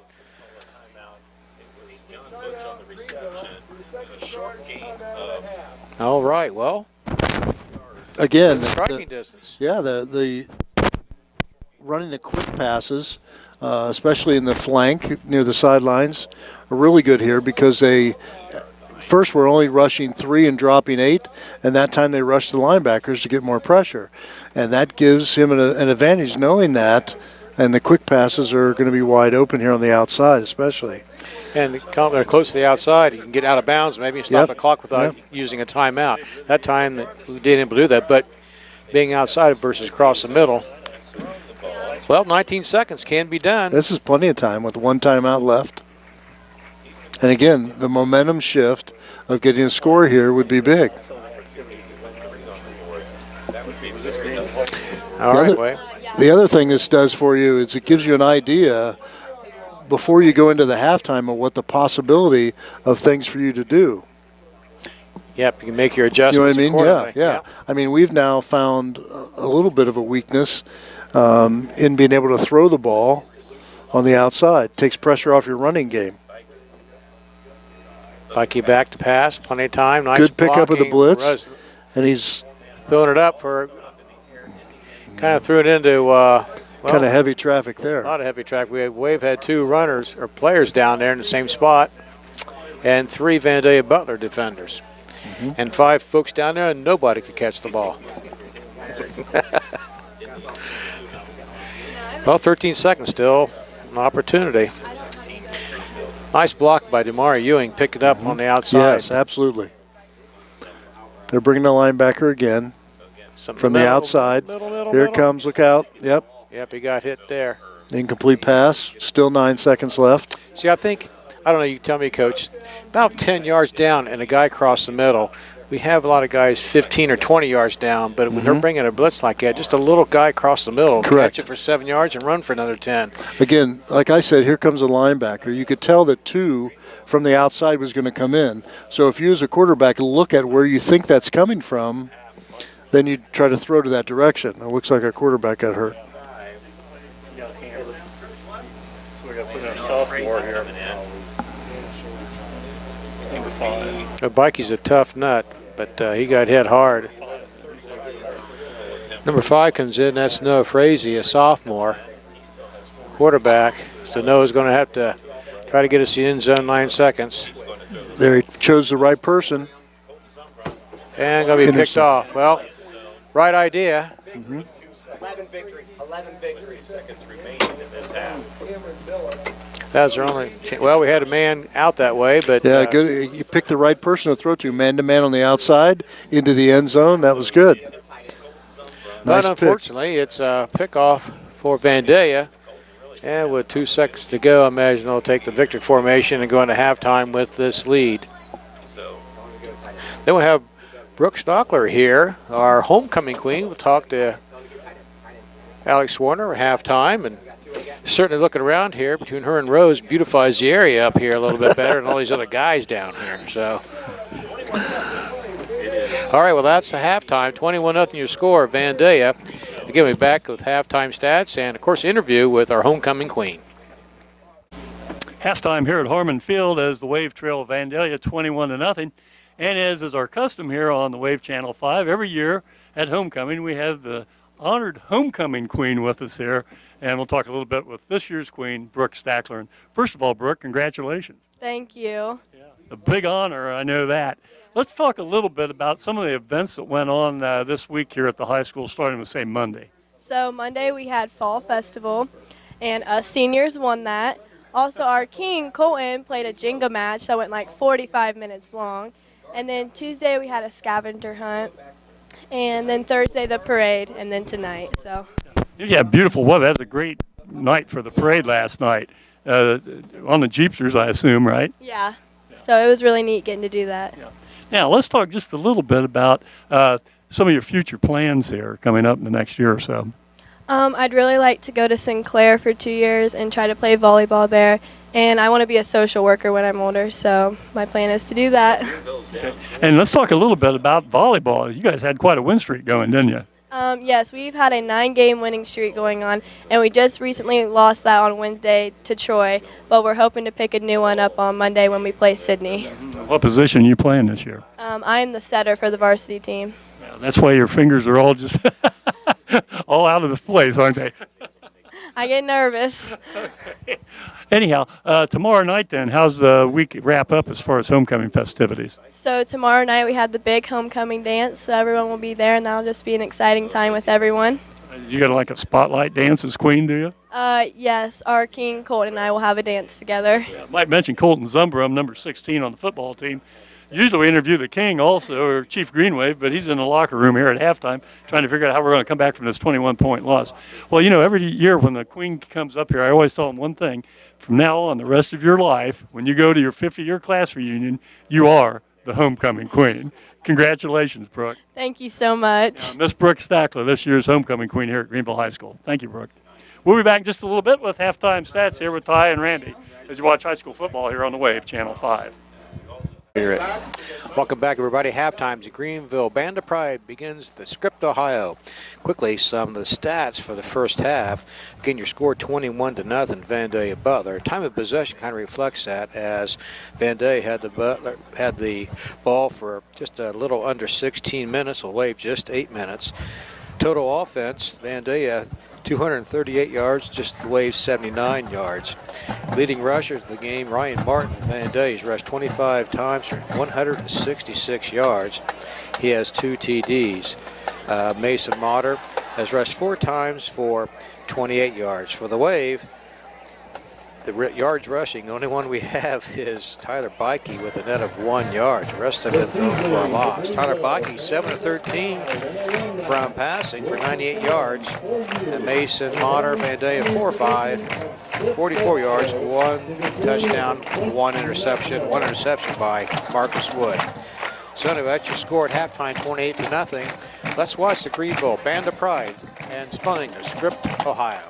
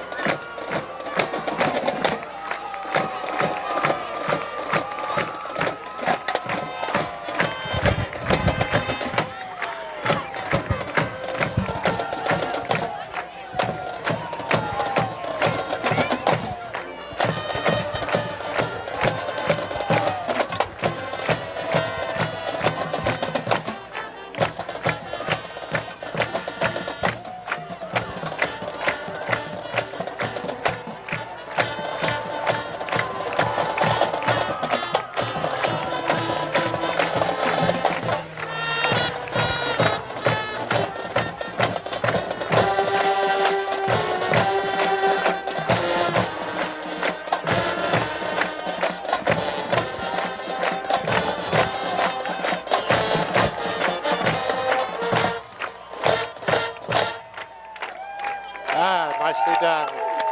Greenville marching Band of Pride, script Ohio. Alex, I'll be back with second half action in a moment.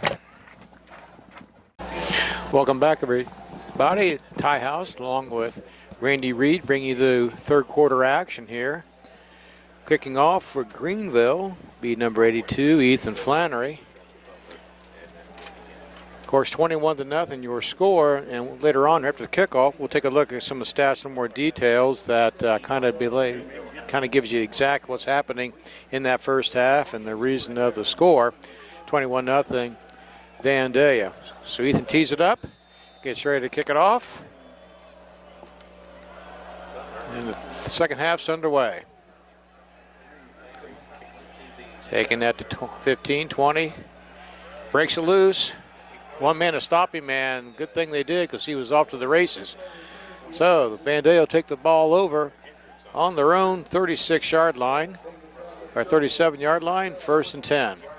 Well, Coach, it's going to be critical to get a stop right here to stop this momentum. Yeah, again, momentum here, it's a big thing. You give up a touchdown on this particular drive, and now you're down 4 scores. You had a nice positive drive at the end of the game, but now you have to stop them here in the defense and get a quick score. Yeah, absolutely. Very good.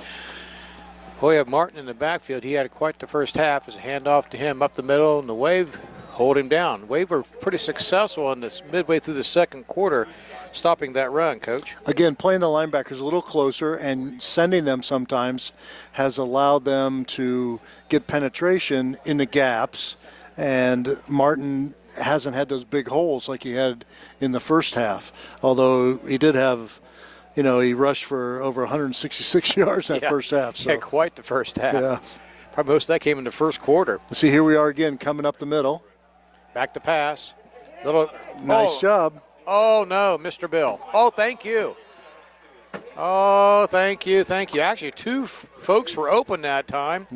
One, this tight end, was in the flat. Nobody near him.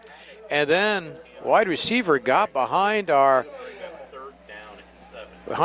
our cornerback, and maybe he thought he had some help from the top with the safety or whatever. It is miscommunication or something, but wow, it was a fortunate play for the Wave. We bring up 3rd and 7. Yeah, good penetration again, except we lost the depth, and he actually threw that ball pretty far.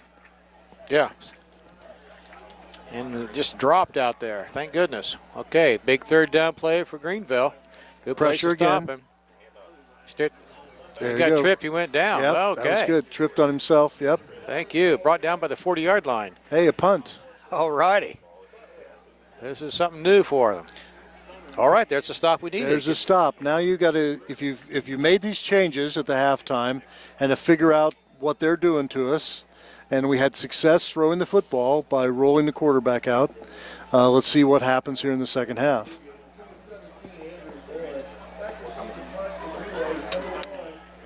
And Marcus Wood back. He looked to fake. No, he's going to run and punt it. And that's going to make a Vandalia bounce right about the 30-yard line to Greenville. So that's where the Wave will take over, 1st and 10. Looking at some of this, I'm sorry. Go ahead. No, I was just going to say the rugby-style kick has really changed punting now because it keeps you close to the line of scrimmage and allows you to kick to open areas and not have them returned. There's a nice punt. He's not going to have a big average all the time, but there's going to be no return average. Yes, yeah. Okay, 1st and 10 for the Wave. We'll see who's running the quarterback, and Bikey is in there, which is a good thing. Sells is with him in the backfield, so is Ewing. Split out is Fletcher and Wood. Rolling him out. Man open there in the flat. Boom. And tackled right away. That was a good defense by the Aviators. Good coverage by their linebacker. Yep. But, again, Greenville's figured out, and they're going to try to speed up play. That's what they're going to do now. Instead of huddle so much, they're going to speed up play. Bikey with the snap. Little man across the middle. Oh, just a little bit deeper. There's a big gap between the 35 and the 45-yard line, wide open in there. Yep. Instead of number 16 running straight down, I'd cut him across and at least give some options to the quarterback, short, medium, long. But again, the success we had at the end of the first half, throwing the football, he's come out throwing here right here at the second half. They heard your suggestions on the adjustments. I don't know about that. Across the middle. Oh, he had him. Oh, no. Did he intercept it? Yes, he did, I think. No. One guy says, he says yes. Yeah, I mean, a nice play by, out of the hands of Wood and right into, boy, he had Butch open over the middle that time, yes, wide open. Yes, and, he did. Was rolling this way, though, but wow. That's too bad. That's too bad. Now we have to stop him again. But that was, again, that showed potential, even though it turned into a turnover for us. And if we can just keep it close here at 21 and start to move the ball, and with passing the football, Ty, it'll lengthen the game with incompletion. So we need more time, more plays for us. So I love the speed up, and I love the throwing here in the second half. Good. Here we go. Well, I'll see if we can keep Mr. Martin at bay. And there's a handoff coming the outside and strung out nicely by the Wave that time. Nice job. Good job. There's a flag. Thrown late. Usually that's a block in the back generally, or a hold. We'll see what they call holding. So that was a nice play by John Bush on the outside. He held containment and made Martin go back inside to every place where everybody else is coming to. So that was good for us. That was a nice job by us. John Butch played quite a bit well, led it last year as a sophomore. He's a junior this year. Made some nice catches the first half for the Wave. Matter of fact, he had 5 receptions for 97 yards. Am I allowed to call us? Yes. Because absolutely. I'm still. You are us. Yeah, okay, I am us. Okay. You're always us now. Oh, God. Nice play, nice play. Wow. Quarterback with a nice fake up the middle and kicked it outside for a big gain. Wow. Again, we met Martin. They're not getting much success with that up the middle, but the ball fake and pulling and going to the outside, to the open area of the field, has really been good for them as a second running type play.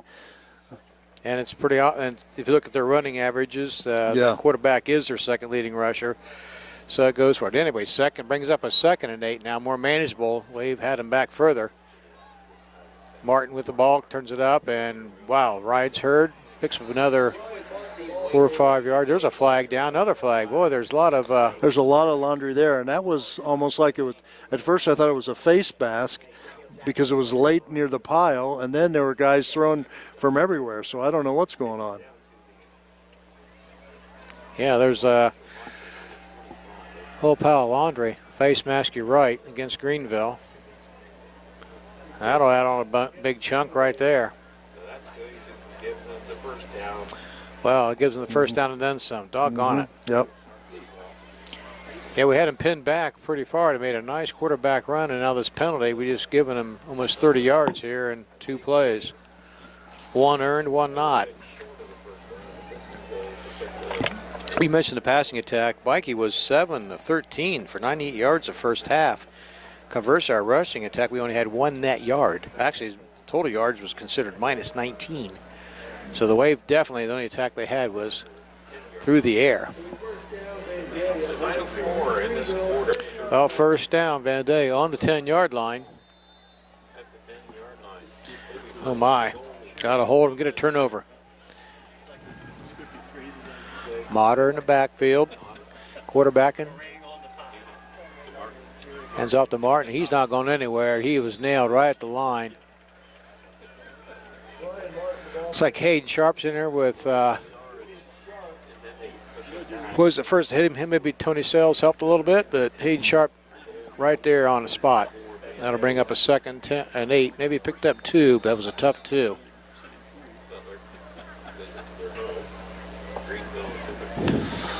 Motter hasn't had to throw too terribly much tonight. Doing a nice job on the run. Split, got a new running back, 23. There's the quarterback, yep. And fake that time, and nicely done. Wave all over that. Drew Quinn once again inside there. We called his name a couple nice plays earlier. So Drew's doing a good job penetrating. No, he is. Beating his man. He is. Drew, a 6'2", 210 senior. Which is too bad. I can see me as sophomore, junior making plays like that. Yeah, for another year or two. 3rd and 10. Okay, before they've gone to number 4, the tight end. So we got to look for him here on some kind of play action. There we go. Boom. Play action. And then into the end zone. Nice coverage. Good. Nicely done out there. Nice coverage. I think at number 87 covering. That's Jacob Goldsmith, I believe, on the coverage that time. Nicely done. Okay, it brings up 4th down. And they're going to try for a field goal. As Andrew Bourne is going to try one of these.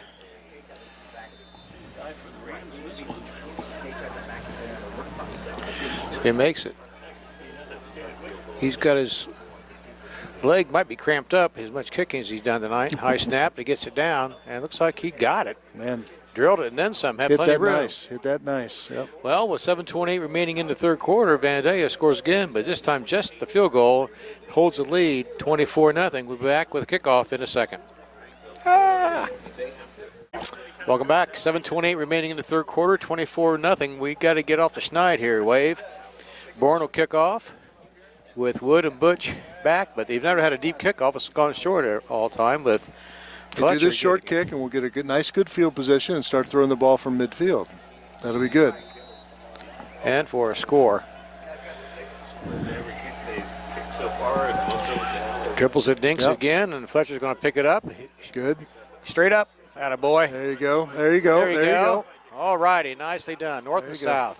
Very right. good. Good call. Good field position, and Wave take over on their own 43-yard line, 44-yard line. So, because the defense has made a good stop, and then down here when they had the penalty that hurt them, they got tough, made them kick a field goal. And now let's get some offense here. It's a long way from over. We can get a score right here. Not that far out of position. Bikey comes in, and in the backfield we'll have, looks like Sells this time and Ewing. And tight end will be Hayden Sharp. Wood split out along with Fletcher. No, Zumbrun. Turn it up, that way. All righty, nice big gain. Nice run that time by the Wave. Demari Ewing, he'll pick up a good 8 yards. Should we have 2nd and 2. Again, speeding up the play is a good thing now. This is good. Wood and Zumbrun split out. Sells and Murray. Caught him out of position. There's another one, yep. First down. First down that away. Oh, Wave got one. Charlie horse, I think, that Nathan Fry, young man's had a rough go. He's got a Charlie horse cramp in the back of his calf there. Oh, my gosh. You say, oh, man, those hurt. Wood this way, Zumbrun the other way, handoff delayed up the middle. Wait to his whole pick. Nice run by Ewing that time. Very nice run because they brought everybody in the inside. So it was 8 men coming, and he waited until the fold block, the trap block went, and he had a nice run. Very nice run. That'll bring up 2nd and 6, pick up a 4. Sells stays in the game. Bikey makes the call, gets a snap, drops back to pass. Decides to keep himself. It gets outside, plenty of room. Good job. There's Good north job. and south. Good block downfield by Wood. Getting in a touchdown. Nice run by Tyler Bikey. Nice block downfield by Marcus Wood, and Tyler Bikey picked his way all the way through for a score. Wave on the board, 24-6. Yes. I'm on the board, Alex. You got a long way to go, buddy. There was a lot of great things that happened on there. Good pass protection at first. They had good coverage down the field. He then saw the open spot and ran, and we made excellent blocks. The receivers turned into blockers, and that was excellent. Outstanding. Well, Wave, Ethan Flannery comes in to make the kick, and hobbling off is Nathan Fry. A young man's had a rough go. He's Another got cramp. He's got Charlie horses. Those hurt once they get a hold of you. Well, let's get the extra point right now. Snaps down, picks up, and got it blocked. That was a kind of a bad snap, hard time. Bikey had a hard time getting that down and threw the timing off. And so we have a mixed extra point, so that would be your score, 24-6 with 6:10 remaining in the third quarter. Well, there, Coach, we got a good stop. Like I mentioned, defense, momentum, got a quick score and a touchdown. Things we need to do to keep it up. Yeah, no, I think that's exactly right. And the idea of the quick play and throwing the football first and run second opened up the runs in that second, that drive right there. Yep. And so, no, I think Coach has made great adjustments on the offense at halftime and at the end of the first half and at halftime, and that's really showing up now. This is still a football game. Oh, it is still a football game, absolutely. Plenty of time. Get another stop right here, and then another score, and then maybe they'll start sweating bullets over there. That's what you want done. Well, if you just joined us, 24-6 your score with 6:10 remaining. Brooke Stockler was crowned our homecoming queen tonight. Colton Zumbrun, our Chief Green Wave, was crowned last night. So congratulations to both Colton and to Brooke. Quite an honor. Just an honor to be nominated for the entire court, both the King Court and the Queen Court. So congratulations to everyone involved. So, well, Ethan Flannery will tee it up. And the Wave, hopefully, can make a big defensive stop and get things going again. Akers and Hendrick. Back to receive for Can't see who's back for the Vandalia Butler. Hard to read their numbers from this angle. Ethan boots it. Nice kick. It's going to take it down to about the 5-yard line. Hendricks got it and got to run out of gas and being pulled down by John Butch over there at about the 27-yard line of Vandalia. That's where they'll take over. So Webb do a good job keeping them somewhat pinned down. Now 3 and out. What do you say, Coach? Or a turnover too. And again, I like yours better. They might get a little panicked here, and this is what happens sometimes when you're not moving the ball the way you want to. So now you start to do some trick plays, or you try to do some more open the passing game up. And I don't think he would want to do that yet, but I'm hoping he does, because it looks like we're bringing people, and that's going to make him want to do that. Yeah, we're bringing people now. There we go.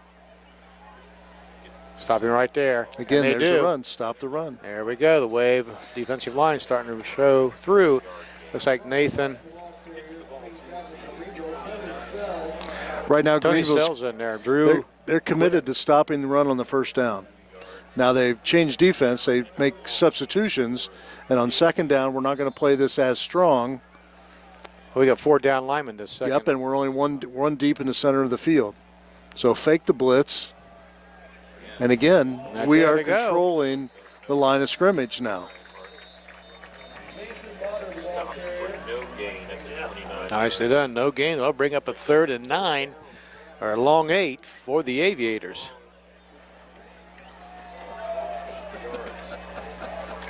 Now the Wave will come back with 3 down linemen and an extra defense in the backfield, thinking the 3rd now we're going to play 2 deep here, and looks like we're going to play corner zone. So we may bring one of the inside linebackers to keep pressure, but may not. Watch that little. Going to rush 4, it looks like. Yep, rush 4. Quick out and no good. Okay, 4th down, the Wave hold. Good job defense. And if that pass had been complete, it wouldn't have gotten first down anyway. We were right there, so nicely done. Again, he doesn't look like the best drop back passer. So, again, that was excellent defensive play calling on our part. Make him throw. Yep. Well, let's get a good run back here. Boren back to punt, and of course Wood back to receive. That's a nice punt right there now. That's a good punt. Wood takes it, tries to juke his way out of the trouble, and he's missed 3 or 4, but number 5 and 6 got him. So he'll get good field position, though, about their own 37-yard line to start this drive. Still, plenty of time in the game. 4:34 remaining in this 3rd quarter. Another score would make it very interesting all of a sudden. So I'll be interested to see if Coach keeps the speed up, because, again, this is how many offensive possessions Foresters have? Is that 2? Yes. Yeah, so with still 4:34 left, and they had the ball first. Right. So that was, we got plenty of time. Yeah, said. no. Bucky hands off to Ewing, and tough going there that time. Maybe gets back to the line of scrimmage. Not sure. Good penetration by Aviators that time. Quid pro quo, did what we did. Yep. They were committed to stopping the run on first down. Sells and Ewing in the backfield, along with Bucky at quarterback. Sumbrun and Wood out, and there's a timeout called by Coach Schaefer. So that's his first timeout of the half. And we have a timeout in the field. We'll take a timeout here with your score. Vandalia 24, the Wave on the board with 6 and marching. Welcome back, 4:09 remaining. We have a 2nd and 10 after the timeout. He's in trouble, big trouble. Get rid of it, that away. Wow, he got under pressure, but Tyler Bikey did the best he could to get rid of that. Is coming really at him was Jackson Akers, linebacker. Well, it brings up a 3rd and 10, but could have been a lot worse. So we see who comes in. Butch comes in, and usually when John comes in, he's one of the receivers, and he's going to split out. Yep. Along with Wood. We have Fletcher on this side, and only one in the backfield, and that's Ewing. We got the center of the field open on this left side. Right there in the middle, right there. Yep. Oh, you catch it. Bounce. Ah, that was there. Yep. That was there. Had him. Well, that was the right call. Yep. The inside is open when they go with these 3 wide receivers on one side and one on the other. They're spread out, and the inside is really, really open at a depth beyond 10 yards behind the linebackers. And that was, again, he'll see that, figure out that's where they want to go. Well, back to punt with the wave. Flannery kicks a nice punt, high punt. Fair catch by Martin. And that's where Vandalia will take it over on their own 28-yard line, 1st and 10. 3:51 remaining here in the 3rd quarter. Well, see if the Wave make another stop and keep getting better field position to make another score. Again, plenty of time in this ball game, 24-6. Greenville's been Greenville this 3rd quarter. All right, we've committed to stopping the run on 1st down on all the plays. So let's see what their answer is to that. There's Flannery, hits the outside and picks up good 5 yards, but in the first half they were getting outside that. Yes. So that was a good job of containment on that side. You gave up yards, but you only gave up 4 or 3, and that's okay. Now they've decided to speed up a little bit and not go huddle. Yep. Or at least they're calling them at the line of scrimmage now. Yes. Sure got single man-to-man coverage. This is a big tight, double tights. That's going to be their answer to us now. Excellent job. Good Excellent job, defense. Pull that ball away. Nice job defense for the up the middle. Don't know who was the man on the bottom, but hats off to that player. Tight and Grote on the tackle. Those guys are really playing well the second half here. They really are. That interior 3 or 4, which is deciding what we're doing each time. Yeah, they're doing what Yeoman's effort this second half. Sells fake splits. He's coming. Quick out. Oh, thank you. Whoa. Well, that was continuous block. Whistle hadn't blown, and Nicholas Coyle sustained his block for a good 8 seconds. Right. But again, another stop. Yes. 3 and out. Should get better field position. Let's get a good run back here. Woods is pretty fast. If Marcus just break it a little bit, we'd be off to the races. Back the wide gaps that we're running here with the the rugby type punter, the end over end things. See, there's catch that and go. There he goes. Catch On the sideline, plenty of room. Bourne's only one to beat. He jukes him. You're going to be in for a touchdown. Yes. Marcus Wood runs it back and whap, just like that, way back in it. Nicely done. What a run. As he got out, picked the ball up on the bounce, picked up on the run ahead of steam. Got beyond the first line of defense, and Bourne was the only one left on the sideline, and juked him in for a touchdown. Again, the rugby-style kicker with the punter with the end-over-end kick instead of the spiral makes the ball roll forward, and that's when you want that down near the ends, down the goal line. But in that particular time, it left us plenty of time to catch the ball, and again, holding guys at the line of scrimmage that time, it was really, really good. So here we are. Now, what do we do? Go for 1 or 2 here?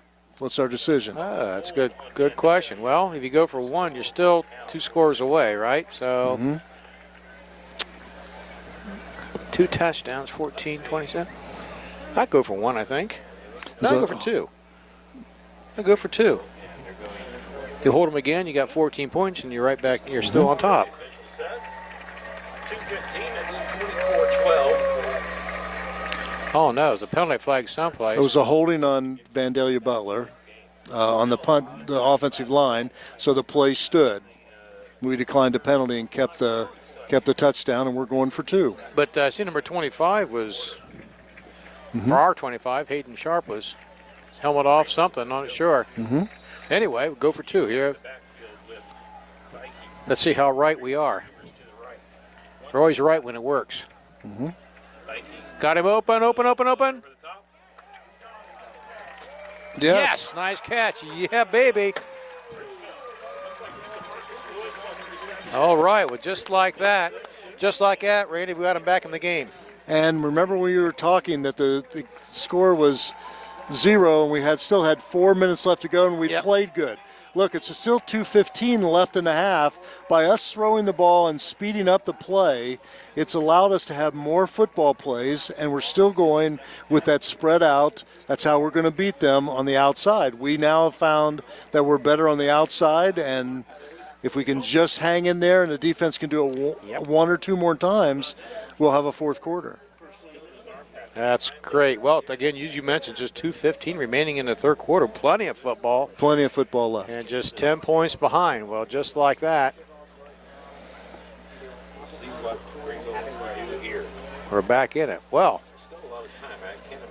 plenty of time to go. Well, kicking off now. I like the idea of our kicker getting a little tired in the leg. Ethan Flannery. That's good news.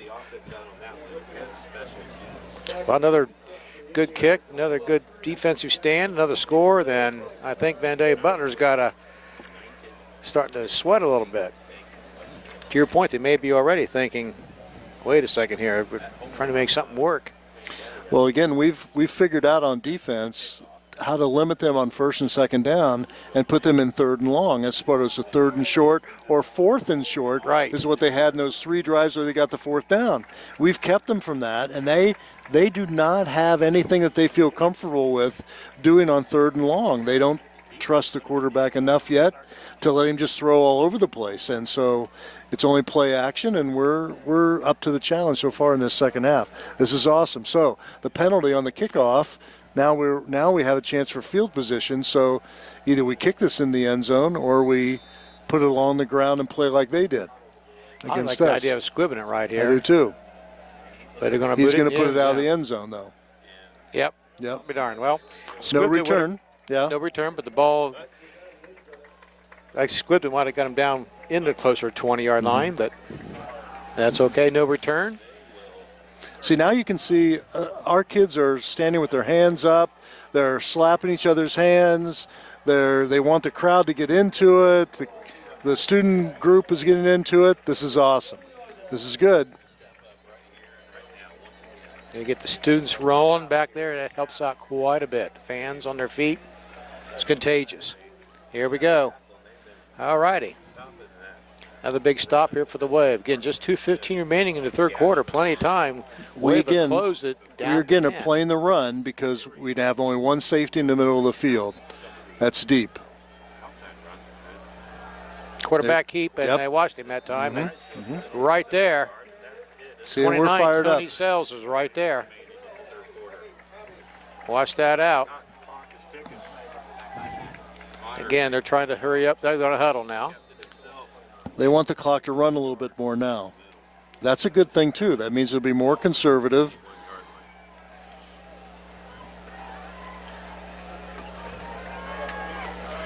Okay, bring up a 2nd and 9. Okay, with the double tight ends, they're going to try to balance out the field and run. We got contained. Doggone it. Got outside. Wow, they really. That's the first time they got outside contained in the whole 2nd half. DeMurray Ewing, I tell you, he got blocked. He's the one that's blocked out of bounds.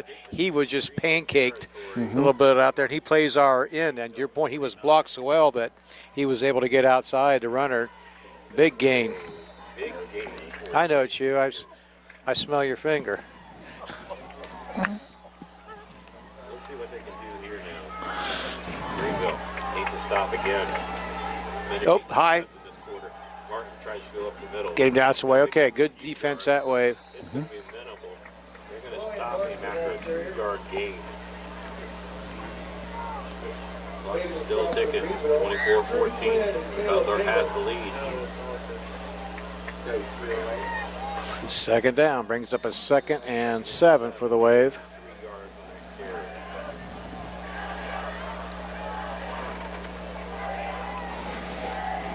Can you see, Randy? Yeah, no, I'm good. This would be the time that I would think we'd look for either the play action here with the tight ends. Good stop. Roll out there. Some pressure. Nice pass. Yep. Got a first down. That was a nice pass that time. Completion to number 26, Caleb Browder. First down, Butler. Well, Butler would like to get a score here to break the momentum Wave, but Wave need a turnover or a stop here would really, after a nice drive maybe, that would really hurt Vandalia. Yeah, they're in a nice place here. They have, it's only a 10-point lead though, so they have to be careful about what they're doing. Now he didn't take any chances until he got near our midfield. Again, double tight, and look how they fold to the outside. The double tight end is causing, they're not going to be able to run up the middle, but they're balancing the formation. And with the double tights, they can then hook the ends, and that's what they're doing right now. Coming in for the Wave, number 59, Titan Grody.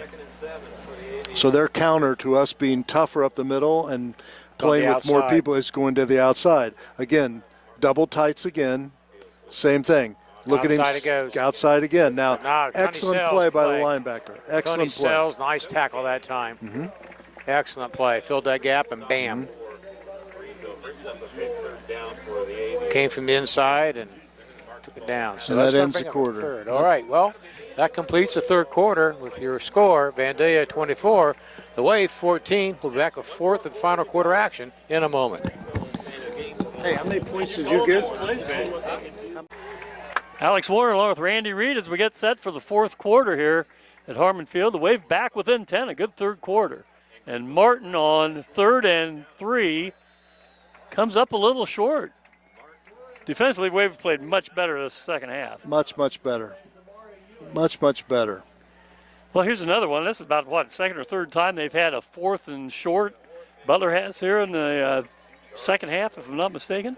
In the first half, they had 3, I think, in the first half alone. And here, this is a big play here. You make a stop here, and your momentum really changes.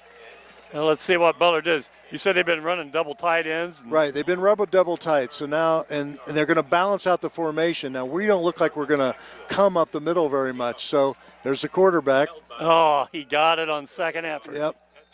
That's a nice hard run by Mason Motter, the quarterback. We had it played right. Yep. Just good second effort by the quarterback, and picks up a big first down for Butler.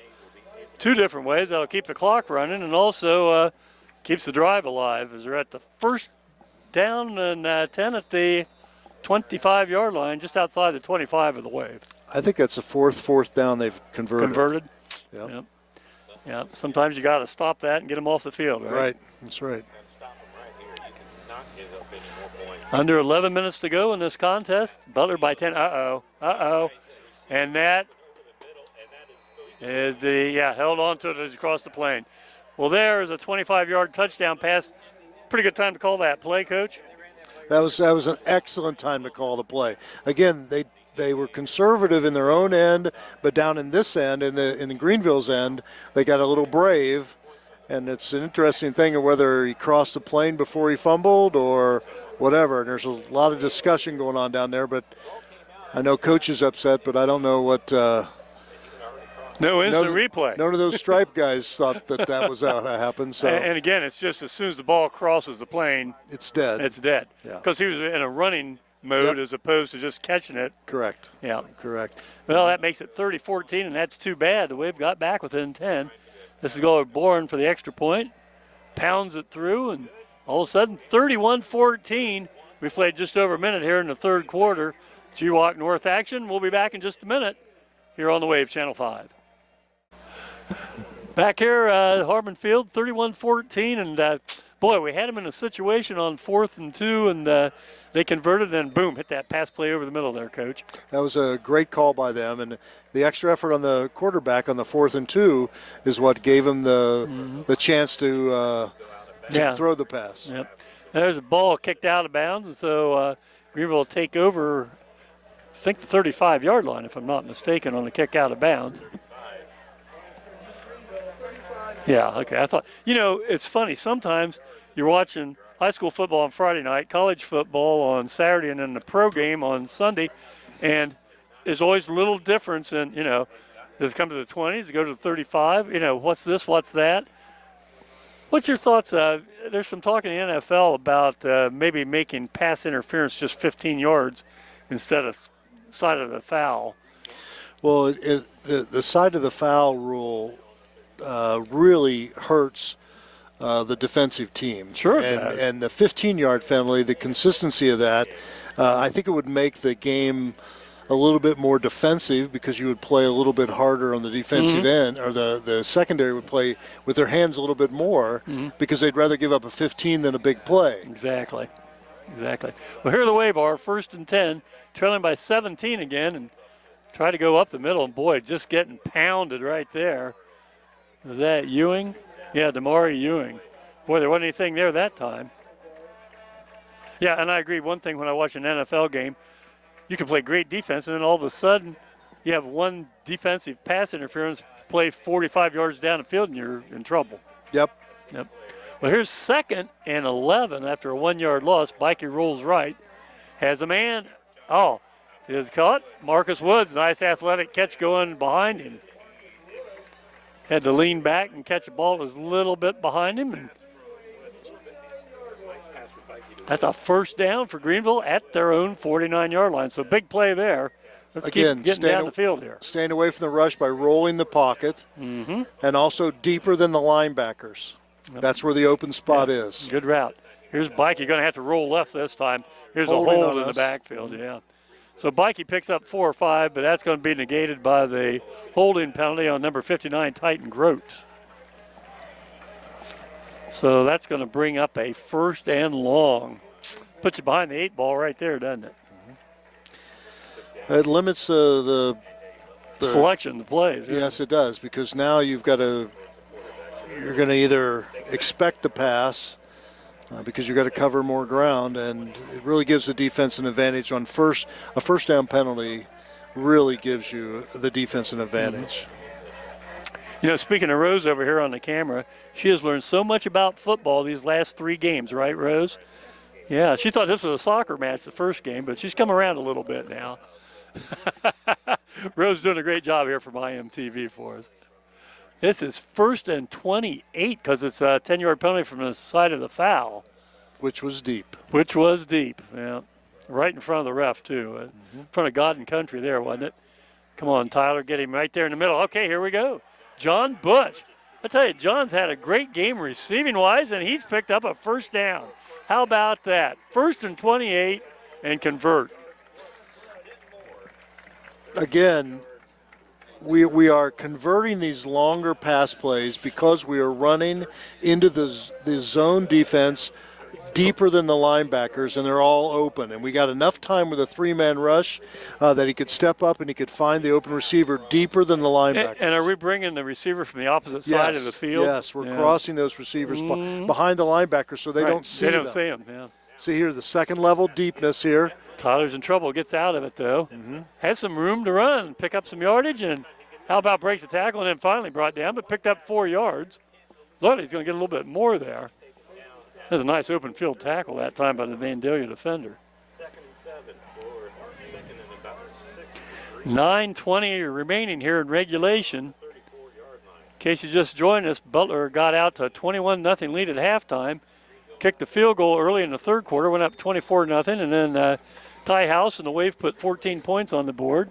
Got back within 10. I take over, and all of a sudden we're down 17 again. So here's Marcus Woods. Going to pick up maybe 4, possibly 5. Ball's going to be marked at the 30, and that'll bring up a 3rd and a long 2. Right there, but there was no place to go. It's 3rd and 2 for Greenville, 8:47. Ty, I'm going to bring us home here, buddy. I'm going to get us back in the game. So just hang in there. You're giving me some looks up here in the press box like it's all my fault. This is 3rd and a long 2 at the Butler 30-yard line. Bikey with Ewing beside him. Goes back to pass. Going to go deep, and who do we have out there? It was going for Marcus Woods. And pretty good coverage that time by Butler. Nice defense by our own receiver. Yeah, Wood played defense there to avoid what could have been an interception. But still a good defense by Butler, and then Marcus Woods with the head-up play. Well, that'll bring up 4th and 2, and this is 4-down territory, especially this time of the game when you trail by 17. Would be any other time, too. So we have 3 receivers split out wide left. Zumbrum by himself over here on the right. Colton Zumbrum. They're bringing somebody. Yeah, Zumbrum is 6'3". Should have a height advantage, but we're just going to pitch it, and Ewing going to run. I'm a little surprised by that, Cole, as he's dropped for a loss of about 3, and so the ball will be turned over to Butler. Thought process on that, Coach Reed? Well, he thought that they'd play pass defense, so I'm sure that's what probably happened. And we pitched into the blitz from the outside. So again, we were outnumbered on the outside, and we didn't even have enough people to block that. So good defensive call by the other team. Yeah, defensive call kind of ran right into our offensive play. Right into our offensive play. That's right. Well, I'll remind you here now, 8:15 to go, 31-14, that next week, Wave are going to be on the road, and we have somebody down on the other side. And it's a Greenville player. Is it Ewing? Could be. He's had knee problems the last 2 years, so hopefully it's not anything too serious with that knee. It is him. Yeah. Well, they attend to him over on the sideline, take a look at upcoming games here for the Wave. We go over to Piqua next week, and the Piqua Indians, we always have trouble with Piqua, especially over in Miami County there. Then we come back home for 2 games. We have Tip City, and then we end up the home part of the 2018 campaign playing host to the Troy Trojans. Troy's got a real nice ball club. I see they were playing Tip tonight and had a 21-14 lead, if I'm not mistaken, at halftime.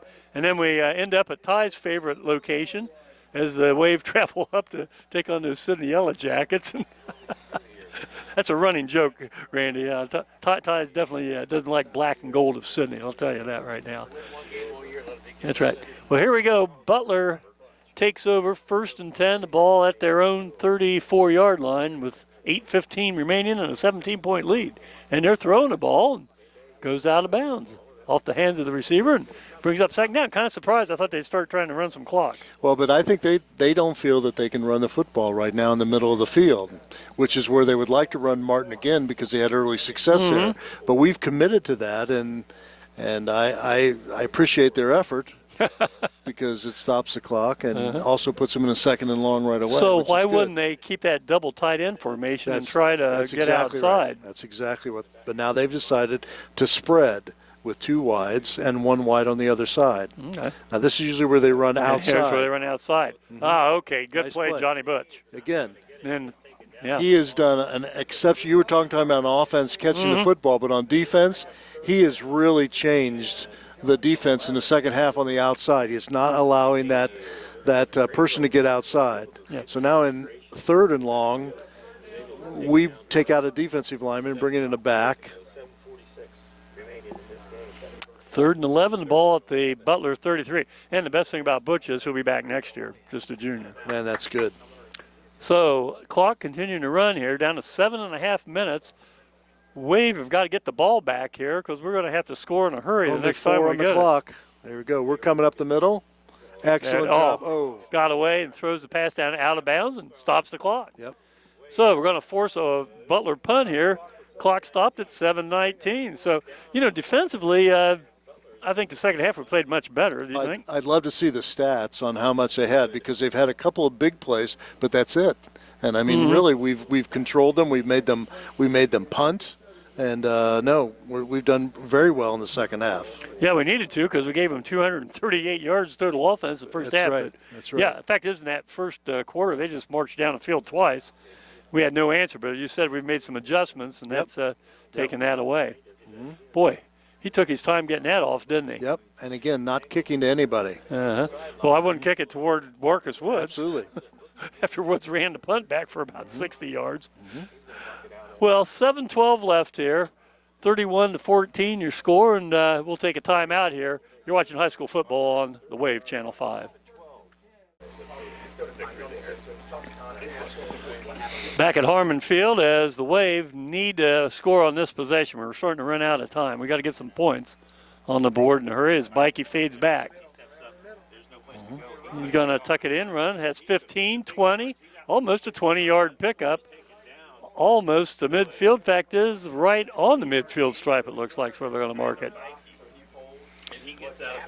Rushing 3, dropping 8, leaves everything open for him. Fact is, they mark it inside Butler territory at the 49. Yeah, if nobody's open and everybody's backpedaling, take advantage of it. Well, let's have a couple more like that and stick it in the end zone here. In trouble this time, just throws it out here. And anything to get rid of it that time and stop the clock. Just a shade under 7 minutes remaining here in regulation. Both clubs, again, 3-2 overall, but this is the first league game that will count in division standings here in the GWAC North. So it'd be nice to get off the mark here with a win. Right now, the Wave desperate to get some points on the board. 2nd and 10, just inside midfield stripe in Butler territory, and we've got something going on here. The band's playing or somebody. Ah, was that it? Yeah, official stop the clock now.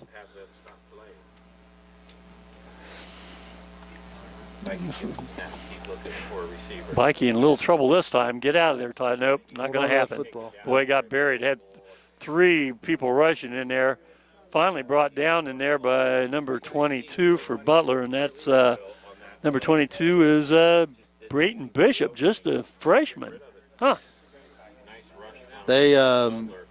We tried to go deeper on that play with deep receivers and had nobody underneath, but so there was an outside blitz and rolled into it. Yep. This is 3rd and 4 again. Here we're running across the middle. There we are how again. about pass tip Marcus Wood? Let's see if he can put a move on here. How about this? Look at this run. Big play by Marcus Wood. That pass was tipped by a Butler defender into the hands of Woods. Takes it all the way from the Wave 43 down to the Butler 18. That's a 39-yard pickup. Again, what we're doing right now is running across at the linebacker depth or just under the linebacker, and deeper than the linebackers is somebody else crossing. And that person is opening late because the linebackers stay up, and if we have enough time, or in that case he could step up, he can see these wide open guys against the zone, which is, it's been there for a while now. And again, getting the ball into his hands is a plus, no doubt about it. Marcus Wood showing tonight why if he catches the ball in space under, with full head of steam, he's tough to bring down. Got some moves, and he just he's an exciting player to watch once he gets a head of steam going. And again, when we started out, we tried to get him the football on those little short screens, those little wide screens, those quick screens. But they guarded that pretty well. They defended that pretty well. So but taking him downfield more? Yeah. Now we're taking him down the field, and that's opened it up. And Coach did that at the end of the first half and really recognized that that was an advantage for us. So nice job by him. Well, 6:13 left. Boy, if we can get the ball in the end zone here in the next couple of plays and have about half the fourth quarter, maybe trail by only 10 points, we're still in this thing. We just had 3 receivers spread out wide here after the short timeout. And somebody's coming from the inside. Here we go. So good to roll it. They came from the outside too, and he was good, but just didn't get the ball there. And again, that's tough right-handed quarterback rolling left. We've talked about that for years. Because I think that there's been a time or two in the past when Ty and I have done some games where that just really cost us a ball game or two, we thought. Again, that was a nice change by Butler by going up on the receivers and playing tough. Now they're dropping back in a little bit of a zone look here on the outside. Second and Still 10. coming with somebody up the middle, though. Oh, he's wide open. Yep. Had the play called right, just didn't get there. A little pressure up the middle on Bikey, and that's going to bring up 3rd and 10 now. Ball remaining at the Butler 18 as the clock stops at 6:03.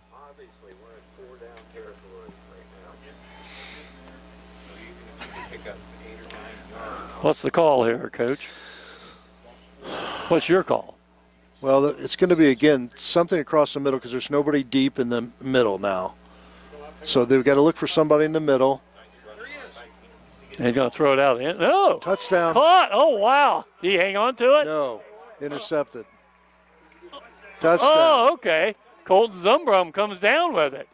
That's the advantage of being 6'3". Okay, here's your situation we were talking about earlier. If the ball's caught in the end zone, he has to come down with his feet, and that guy took it away from him after he came down. So okay. Well, how about that? Well, hey, 31-20. 31-20. Ty, I'm on the board. How about that? Let's see if Ethan Flannery can convert here. He missed the first one. I don't know if it was blocked or just – I told you how good a kicker this young man is, and then missed the first extra point. Hopefully this is better. High snap. Good Got kick. down, bangs it through this time. Good kick. That was a nice Hey, we're kick. back within 10 at 31-21, and still 5:54 left here. High school football coming your way here on the Wave Channel 5. We'll be back in just a minute. Somebody.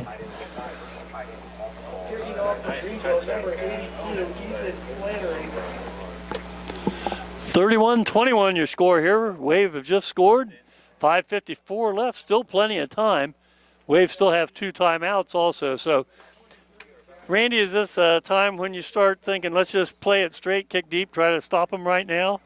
A little too early to try anything fancy onside kick or anything like that. Yeah, no, you want to. Your defense has been really good in the second half. Yep. They're going to be a little bit more conservative to try to run out clock. That's what they're going to do now. So again, it works in your favor in calling defensive plays because they're going to limit themselves. If they throw the football, that Stop the stops the clock, and so they're going to want to run the football. Yeah. Well, Ethan Flannery bangs it deep. Oh, he catches it at the 2. That might have gone through the end zone. Get him pinned down there. Oh, yeah, how about that? Inside the 15, inside the 10. All right. Good job.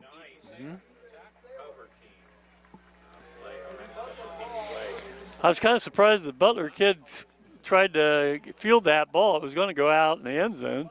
They had the ball outside at about the 25-yard line. Instead, they're pinned inside at the 8. And, boy, good defensive stops here is really going to be big. And now you're going to have good field position if you can stop them without giving them a first down. But what has Vandalia done here against this thing? So you're going to have to look for more outside runs, and you've got to get containment here.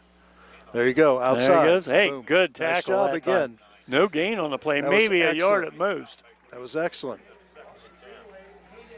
Hayden Sharp, that's his number called. Hayden Sharp's had a good year this year for the Wave. Yeah, it's going to remain 2nd and 10. Clock ticking down toward the 5-minute mark here. So now here's where they're going to run their set play, not a read play, but they're going to have that quarterback probably carry the football here. They don't risk an exchange on a thing, but they're going to try to do something that's different. And here he is. Oh, they are doing And something here it is, different. here it He is, throws here it it away. is. Threw it up for grabs. Yep.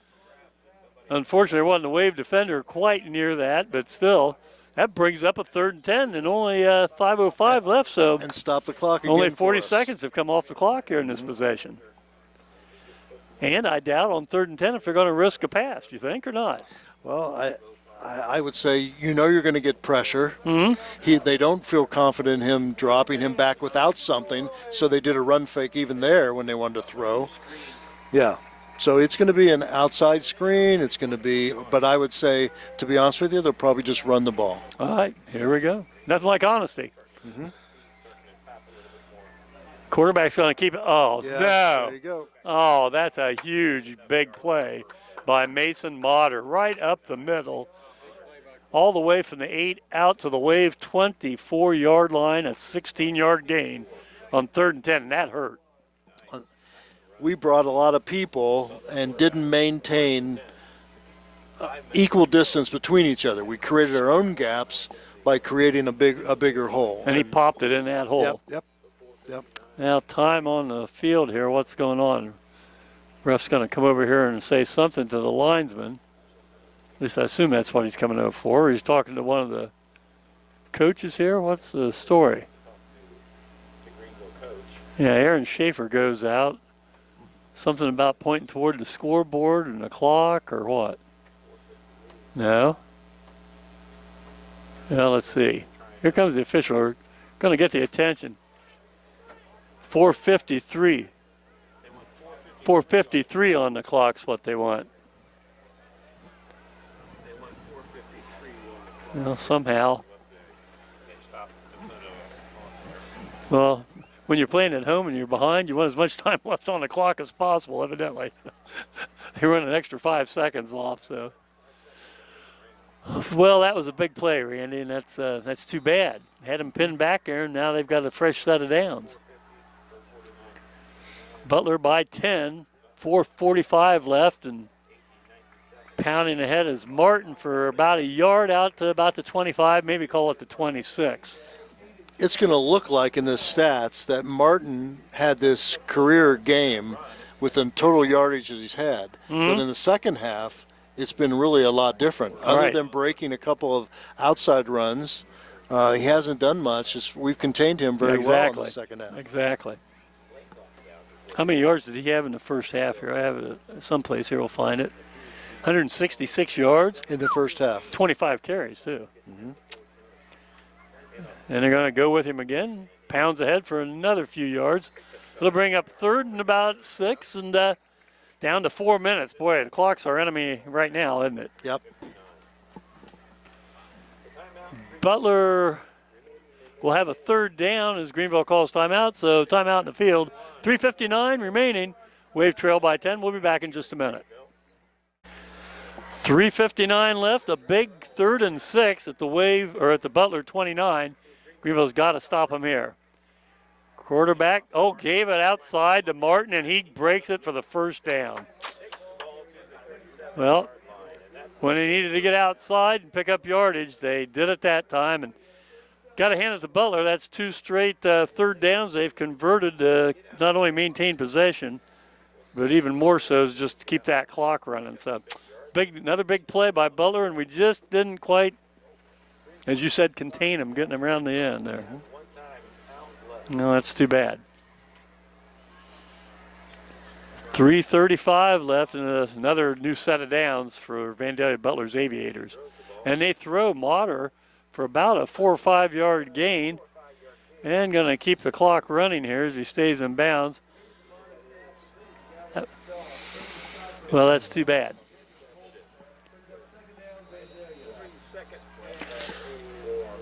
Second and 7, ball at the 40-yard line, and feel a little bit of the air coming out of the Wave balloon here in the last couple plays.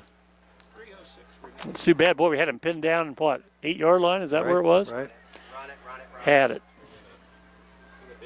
That's a false start or offsides. What are we going to have here? Looks like Butler's moving back, so it must be false start.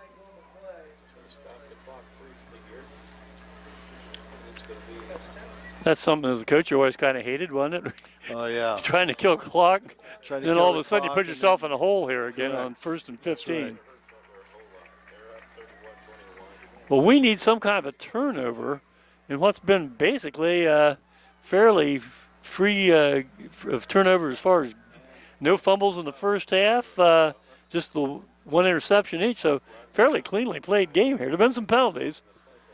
In penalties at the wrong time, it's really been hit. Mm-hmm.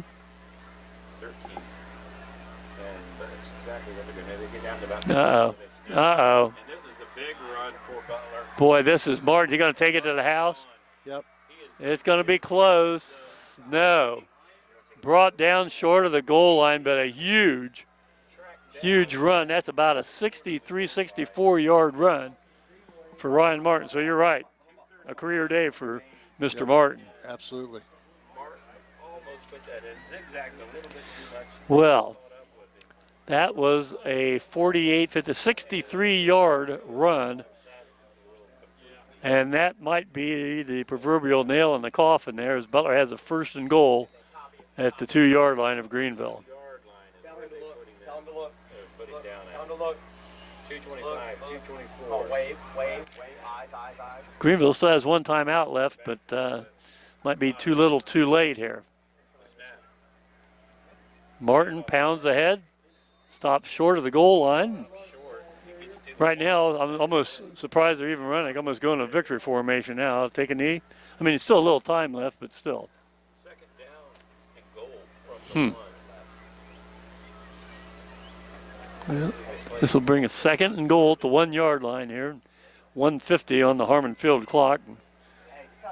Well, you notice I always say Harmon Field because really it is Miami Valley North Stadium at Harmon Field. Oh. Yeah. We need a few more sponsors on the scoreboard, don't we? Well, this is 2nd and goal, and Martin in the end zone. Touchdown. And he's in. Signal from the side judge. And 37-21 with 1:29 left. And, boy, we still had a chance with about 4.5 minutes to go. Pinned deep in their own territory. Quarterback converted a big run for a 1st down. Then on the next 3rd down possession, another run around in. And then, boom, pop it for 63 yards and then push it in. So, That score is not indicative of how good the Green Wave played in the second half. Yeah. Both on offense and defense for a couple big plays. Yeah. You know, another big play right there at the end of the first half. It was 14-0, and they scored right toward the end of the and then you're down 3 scores going into halftime. So 37-21, 1:29 left, and this is Andrew, forget the young man, Boron. He's 4 for 4 in extra points, looking to go 5 for 5. What's going on out here now? Aaron Schaefer talking to the referee over here about something. Well, again, the Wave next week travel across Route 36, take on the Piqua Indians. In the meantime, then Vandalia have back-to-back home games with Troy and Piqua. I tell you, Troy's got a nice ball club this year, too. Troy, I would say, probably is the favorite to win the GWAC North. Yeah. Yeah, they brought in a new coach over there, and this is about his 3rd or 4th year. That's offside Greenville, isn't it? Did you get that in? No. No flags. I thought we got a pretty good rush. I thought we jumped the gun. But anyhow, 37-21, 1:29 left, and we'll be back with the remainder of the ball game here in just a moment. Butler going to kick off again, and Andrew Bourne's had quite a night. As far as kickoffs, this young man's going to have to ice his leg down when he gets home, I think. Has 4 extra points, a field goal, and this is probably about his 9th kickoff of the evening. His 9th ground ball kickoff. 9th ground ball kickoff. Alex Fletcher's had a busy night getting these short kicks, and this time they go the other way. Gets the big hop, and this is going to be Butch with it. Yep. And a nice return. Yeah, another nice return. You know, John Butch has had a really, really good ball game tonight. I think next year as a senior, I'd try to get the ball in his hands as much as I could. In fact, I might try to get the ball in his hands as much as I could the rest of this year. He does a lot of good things when he gets it. He runs nice, crisp patterns, and he catches the ball. And after he catches the ball, he's not a risk at fumbling, it seems to look like to me. And so he's good in the open space, and I tell you, he really has made a difference for the defense, too, on the outside. Plus, the interior line play on the offense and defense both has really improved from the first half to the second half. And Coach can build on that, I think. We'll see, because we've got 4 tough ball games still ahead of us. 1:22 left. Wave trail by 16. Look out. Long pass downfield. It's going to be picked off by Butler. Down at the 20-yard line, and bringing it back here is, this is number 8 of Butler, and he brings it all the way back, almost to the other 20-yard line. 58-yard return on that, and that is number 8, and that is Nicholas Murphy, a senior.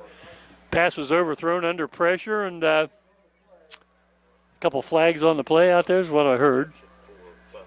It's a couple of late stuff going on the side. Yeah, over on that far sideline. Yeah.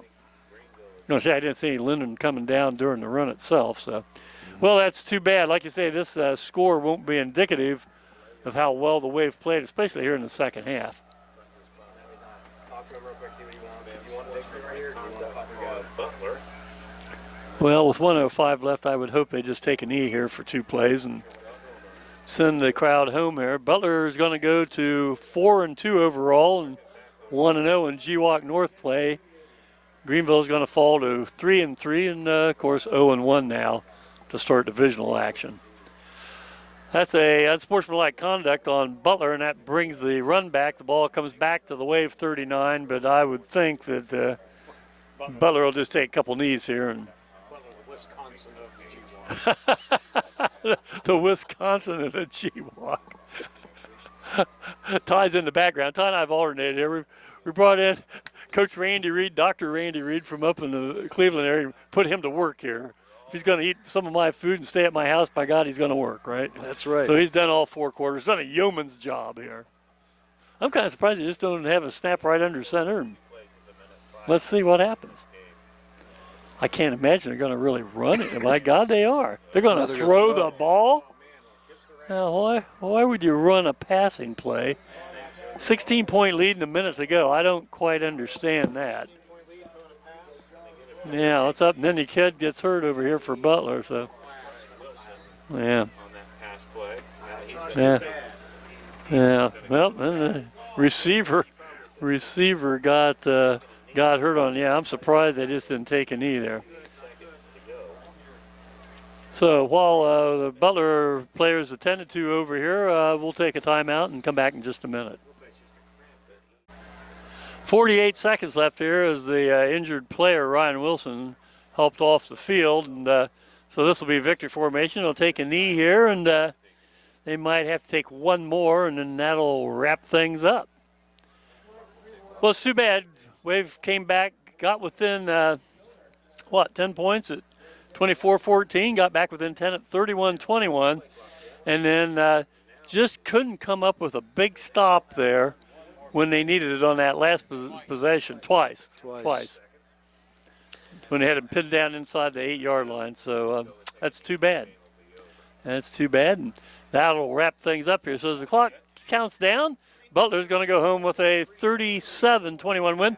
We'll be back with final stats and comments here in just a moment on the Wave, Channel 5. 37-21, your final score here tonight. Opening game of GWalk North action as Butler goes home with the 16-point win. And, when you take a look at the stats here, guys, Butler 452 yards total offense, the Wave 246, but this game a lot closer than maybe even the stats indicate. Well, it certainly was. The second half was a totally different ball game for Greenville, and I think Greenville played extremely well the second half. We had that effort. The first half would have been okay. Greenville rushing yards is minus 19 the first half, so to get 256 at that point was a great second half offensively. Come down to point within 10 points, I guess, at one time, 24-14, and we had the ball down here defensively. They made 2 big third down plays, and they busted one, and that just broke our back. Yep. Final thoughts there, Randy Reed? Well, I thought it was a well-played game for the most part by the Green Wave offense and defense, especially in the second half. And again, the score, it's just really not indicative of 37-21 of how close this game was. And I think that Vandalia was worried a little bit near the end of this football game because they were pinned deep in their own thing, but they made big plays when they had to make big plays. They had 3 or 4 fourth down plays that they made, and then down here with the 2 plays here to get it on third down at the end of the football game and then bust off the big run. But they made plays when they had to, and that's why they're the winner tonight. It really is. I thought 3 kids in my mind really stood out for Greenville tonight. And again, the Wave playing without Landon Eldridge, the second leading rusher in the GWalk this year due to an injury. I thought that Tyler Bikey threw for over 200 yards, had a nice touchdown run. Marcus Woods, a nice punt return, several nice catches and so forth. And then I thought John Butch, both offensively and defensively, really played well tonight. And that put Greenville at 3-3, and that doesn't mean anything. I mean, coach has a lot to work with here now. Some good things happened tonight in this football game, even though they got beat 37-21. There was a lot of good things that you can build on, and if we don't have too many serious injuries, we had a couple of guys go down tonight, and if those don't turn out to be bad, that'll be good for us. And I think he can really do a lot with this. Yep. Well, anyhow, on behalf of Rose and Jace from IMTV tonight, our next telecast is going to be when the Wave return home in 2 weeks against Tip City's Red Devils. Right. And that's always a game we have trouble with. Tip City always plays us tough. Anyhow, thanks to former Wave head coach Randy Reed all the way down from the Cleveland area to help us out tonight. And ESPN for letting him come That's down. right. That's right. I was going to say the sabbatical or something. Those contract rights, you got to get around those. Yeah. Anyhow, the insights he offered, really appreciated you coming down and doing this for us. It was an tonight. honor doing it. It really was. And It's great to be back. Yeah, and that gave people a break from Ty and I. Yeah. A pleasure break. Anyhow, once again, here on Homecoming to Wave Fall 37-21. So on behalf of Randy Reed, Ty House, Alex Warner, we'll see you next time here on the Wave Channel 5 on Friday Night Football. Good night, everybody.